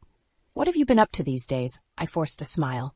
Oh, still helping Matthew with his work. You know how it is. Cam's eye roll was slight but noticeable. Yeah, everyone knows how it is with Matthew. The guy's a legend in his own mind. I frowned. What do you mean? He's always talking about how he runs the show. Calls himself a genius, but we all know who's really doing the work. I forced a laugh. Oh, you know Matthew. Always boasting. Cam leaned in, whispering conspiratorially. Actually, some folks say he takes credit for your work. Heard it more than once around the office. The conversation stayed with me, gnawing at my sense of loyalty and justice. Over time, Matthew's reliance on me didn't breed gratitude but contempt. He treated me like his personal assistant, his condescending attitude growing more frequent. Each task I handled, every problem I solved, felt like another nail in the coffin of our supposed partnership. Days after that grocery store encounter, I was at Matthew's office, dropping off some paperwork he had conveniently forgotten. As I waited, I overheard snippets of a hushed conversation between two of his colleagues in the break room. You hear about Matthew's latest screw-up? One asked, chuckling. Which one? Seems like there's a new one every week. Guy's useless without Lisa, the other replied. My blood boiled, but I walked away quickly, pretending I hadn't heard. Pretending had seemed easier back then. Sitting now in my quiet kitchen, I realized just how deeply the facade went, how much I had buried to keep the peace. I could no longer ignore the extent of Matthew's disrespect. He had built his success on my efforts and derided me behind my back. I picked up my phone and dialed Rebecca, my lawyer and longtime friend. Her voice was a lifeline. Rebecca, it's time, I said, my voice steady. All right, Lisa. I'll start the paperwork. We'll get this done. Clicking off, I felt a spark of something I hadn't felt in a long time. Empowerment. The next step in my journey was clear. This was just the beginning, and Matthew had no idea what was coming. I folded the last of the laundry and heard the front door slam. Matthew was home early, which was never a good sign. He stormed into the living room, his face flushed with anger. Lisa, he barked, get in here. I walked in, my hands still slightly damp from the laundry. What's wrong? He held up his phone, shoving it in my face. Why did someone tell me you were snooping around at my office? I took a step back. I wasn't snooping, Matthew. I went to drop off those papers like you asked. Yeah. And what else did you do? Gossip with my coworkers? Try to undermine me? I leveled my gaze at him. Undermine you? You don't need my help for that. He glared at me, his eyes darkening. Watch it, Lisa. I can ruin you. I've already signed the divorce papers, Matthew. You think you can still scare me? He threw his hands up in the air. Papers mean nothing. You'll crawl back when you realize you can't handle life without me. The doorbell rang, breaking the tense silence. I opened the door to find Cam standing there, looking uncomfortable. Hey, Lisa, can I talk to you for a second? Sure, Cam, what's up? Cam glanced past me at Matthew, who was still fuming. I think you should know something. Matthew's been talking a lot of trash about you at work. Matthew scoffed from the couch. Oh, here we go. Ignoring Matthew, Cam continued. He says you're incompetent, that you can't handle anything on your own. My heart pounded. I know he's been bad-mouthing me. I've heard it before. Cam shifted uneasily. It's worse than that. Matthew's been flirting with Karen Blake. More than flirting, actually. I looked at Matthew, who was trying and failing to act nonchalant. Karen? Really, Matthew? What? He said, feigning innocence. She's just a friend. Yeah, a friend. A friend who sends you heart emojis and late-night texts. I shot back, my voice rising. Matthew's eyes narrowed. Don't pretend to be the victim here. You're overreacting. Karen's harmless. Cam stepped in. Actually, I saw them together. They looked pretty cozy during that business dinner last week. I turned to Matthew. Care to explain? He rolled his eyes. It was a business dinner. Get over it. I couldn't believe him. My mind raced, piecing together the lies, the disrespect, the sheer arrogance. I needed proof, and I needed it fast. I'm done, Matthew. This marriage is over, and you know it. He smirked. Good luck. You'll never manage without me. I stared at him, the man I'd devoted years of my life to, and felt only cold resolve. We'll see about that. As he stormed out, I thanked Cam for confirming what I already suspected. Knowing Matthew's true colors gave me the fuel I needed. I started gathering evidence, documenting everything. His texts, his meetings, even looking through his finances. I had pictures of him and Karen at various outings. His secrets were unraveling, and with each new piece of information, I realized how little I actually knew Matthew.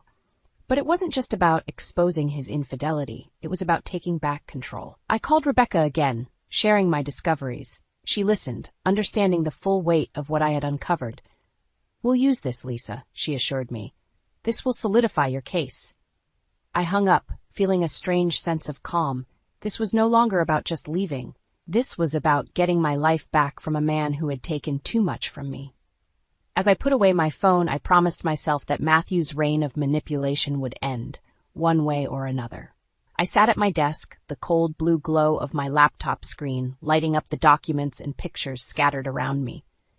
Each piece of evidence felt like a step closer to reclaiming my life.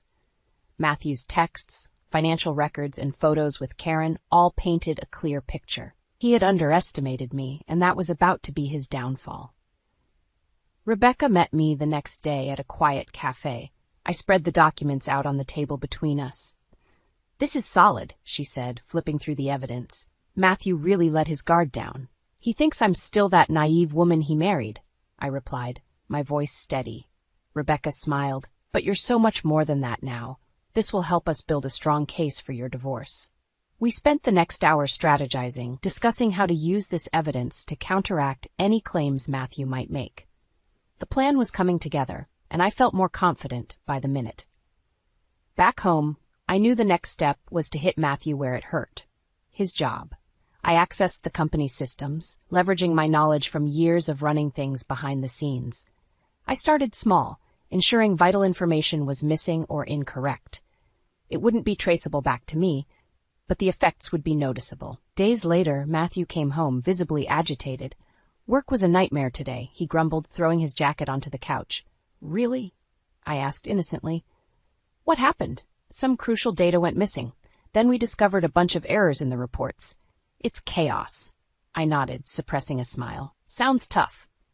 "You have no idea," he said, rubbing his temples, "and I'm the one who's going to take the fall if this isn't fixed." That night I continued to sabotage his work, planting seeds for more chaos. The next week he came home fuming. "Lisa, everything's falling apart."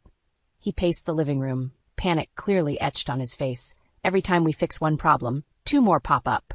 "Strange," I replied, barely containing my satisfaction. "Maybe you should look at your team's performance."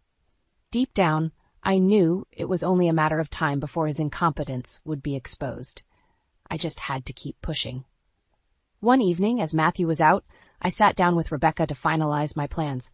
The divorce papers were one thing, but we needed the perfect timing to ensure everything would collapse simultaneously. "Focus on the next big project he's handling," Rebecca advised. "If we can create enough disruption there, the fallout will be catastrophic for him." I nodded, understanding the significance. This was more than revenge. This was my liberation. I'll make it happen. The big project was a merger deal Matthew had been bragging about for weeks. I accessed critical documents and altered key details, ensuring he wouldn't notice until it was too late. As the deadline approached, Matthew's panic grew. The night before the final presentation, he was frantically reviewing his notes. "Why isn't any of this making sense?" he muttered, eyes darting over the papers. I watched him with a calm, detached demeanor. "You're probably just tired," I offered. "Maybe sleep on it." "Sleep with this mess?" He stomped off to his study, leaving me alone in the living room. Early the next morning, Rebecca texted me. "Ready?" I replied. "More than ready." I took the divorce papers from the drawer, every line of ink a testament to my resolve. Today, Matthew's world would crumble, and I would be there to watch it fall, stronger and freer than I'd been in years. This was my turn to rise. The morning light filtered through the blinds as I sipped my coffee, awaiting the inevitable fallout at Matthew's office. The merger deal was set to be finalized today, and I knew the errors I'd planted would come to light like a ticking time bomb. Around midday, my phone buzzed. It was Rebecca. "It's happening. I just got word from a friend at the company. The project's blown up in his face." I felt a surge of satisfaction. Perfect. I'll be ready. An hour later, Matthew burst through the door, his face a mask of fury and desperation. "Everything's gone to hell," he spat, flinging his briefcase against the wall. "The merger is dead. Dead! They're blaming me for the failures." I raised an eyebrow, feigning surprise. "What do you mean?" "What do I mean?" he shouted, pacing like a caged animal. "We lost crucial files. The figures were all wrong. They think I sabotaged it." "Maybe you should have double-checked everything," I said calmly. "It's your responsibility, isn't it?" He whipped around, eyes blazing. "You don't understand, Lisa. This could ruin me." I met his gaze, unflinching. "Maybe you should have thought about that before treating everyone, including me, like they're beneath you." His anger shifted to a sneer. "You think you're so special? Signing those divorce papers doesn't make you independent. You'll come crawling back, mark my words." I stood up, walking over to the desk and picking up the divorce papers. "Actually, Matthew, I brought them for you to sign. Given your current predicament, I'd say the timing is perfect." He laughed bitterly. "You think these papers mean anything? You're nothing without me." "We'll see about that." I placed the papers firmly in front of him. "Sign them, Matthew." He grabbed a pen, his hand shaking with rage, and scrawled his name angrily across the bottom. I gathered the papers, feeling an overwhelming sense of triumph. At that moment, his phone buzzed incessantly with calls. He ignored it, glaring at me instead. "You think this is over? You'll regret this. Mark my words." I stayed silent, my resolve unshaken. He stormed out, leaving the house in turmoil, his world crumbling around him. That night, I sat quietly in the living room, absorbing the moment. The weight on my shoulders felt lighter. The next steps were clear. I needed to finalize the divorce and reclaim my life in full. A few days later, the news broke at Matthew's company. He was publicly reprimanded, demoted from his high-ranking position. The scandal of the botched merger rippled through the company, leaving his reputation in tatters. Matthew's calls grew desperate, but I ignored them. Finally, he appeared at the door again, a shadow of his former self. "Lisa, this is all a misunderstanding. We can fix this. You and me, like old times." I looked at him, seeing the man who once held me captive under his thumb, now reduced to pleading. "There are no old times, Matthew, only what's next. And for me, that doesn't include you." As he stood there, dumbfounded, I closed the door on him, and that part of my life, for good. This was the end of Matthew's reign over me, but just the beginning of my true independence. I had torn down the walls of my old life and was finally stepping into my own, no longer confined by his manipulations. The future was mine, built on my terms. The news of Matthew's public demotion spread like wildfire. His once admired reputation crumbled, and the fallout from the botched merger left him ostracized at work. I could almost hear the collective sigh of relief from his coworkers. A week later, I walked into the office of David Walsh, my former boss. He greeted me with a warm smile, his eyes crinkling at the corners. "Lisa, it's been too long. Sit down, let's catch up." I took a seat, feeling the weight of the past weeks lift slightly. "Thanks for seeing me, David." "Are you kidding? We've missed you around here," he said, leaning back in his chair. "I heard about what happened with Matthew. How are you holding up?" "I'm doing better, actually. It's been tough, but it's also been a wake-up call. I'm ready to get back into the workforce." David nodded, his expression serious. "Matthew never appreciated what he had in you, Lisa. You were always the backbone, and it's about time you got the recognition you deserve." "Thank you, David. I have a lot to offer, and I'm ready to prove it." "Good," he said, leaning forward. "How would you feel about coming back on board? We need someone with your skills and experience." My heart leapt. "I'd love that. I'm more than ready." As we discussed the details, a sense of liberation washed over me. This was the turning point I had been waiting for, a chance to rebuild not only my career, but my entire life.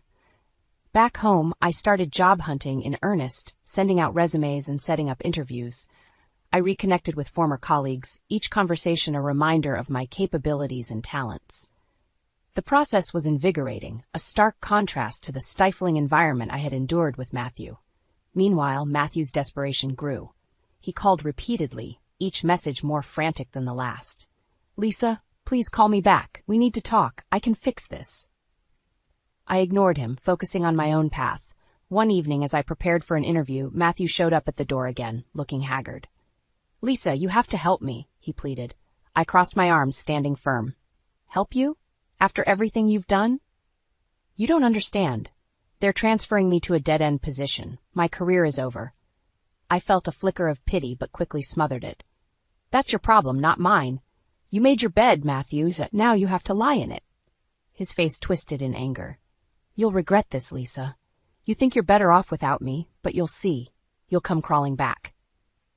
I shook my head, closing the door on his threats. "Goodbye, Matthew." The next weeks flew by. I landed a prestigious role at a new company, my skills and resilience impressing my new boss. The sense of accomplishment was exhilarating, each day a reminder that I was capable and deserving of success. Matthew, on the other hand, continued to spiral downward. The transfer to a trivial position sealed his professional downfall, and his reputation was beyond repair. He tried to take legal action, desperate to hold on to the last shreds of his former life, but Rebecca and I were prepared. We had the evidence, the paperwork, and the resolve to see it through. In our final confrontation, he attempted to get Lisa back through legal means, but I revealed all the documentation. "You're finished, Matthew," I said with a calm finality. "I've moved on. It's time you do the same." With each passing day, I felt stronger, vindicated. I had not only reclaimed my career, but my sense of self. Matthew's downfall was complete, a testament to his own deceit and arrogance. As I flourished in my new role, his life continued to unravel.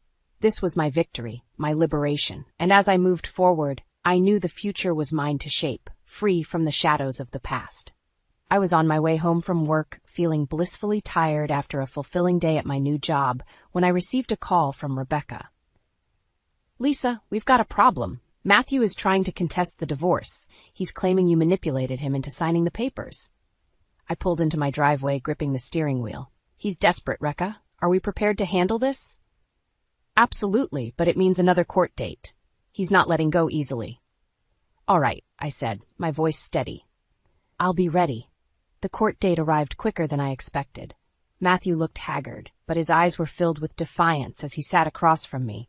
His lawyer stood up first, spouting allegations that made my blood boil. Miss Hartman exploited Mr. Hartman's emotional state, coercing him into signing the divorce papers, the lawyer declared, pointing at me with undue dramatics. I whispered to Rebecca, "This is nonsense." Rebecca nodded. "Let me handle this." She stood, her voice level but firm. "Your Honor, we have ample evidence that Mr. Hartman willingly signed the divorce papers with full understanding. Moreover, we have documentation proving his ulterior motives and abusive behavior throughout the marriage." Matthew scoffed. "She's lying. I was under immense pressure. None of this is fair." The judge eyed Matthew skeptically.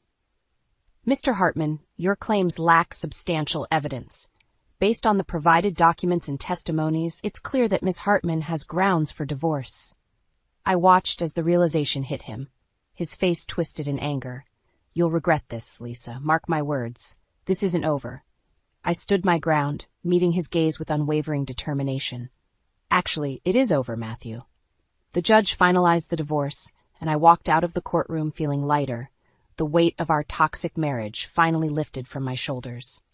A few weeks after the court ruling, I learned that Matthew had been transferred to a menial position in a remote office. His life had unraveled completely, a stark contrast to his former arrogance. One evening, as I reviewed files for a big project, my phone rang.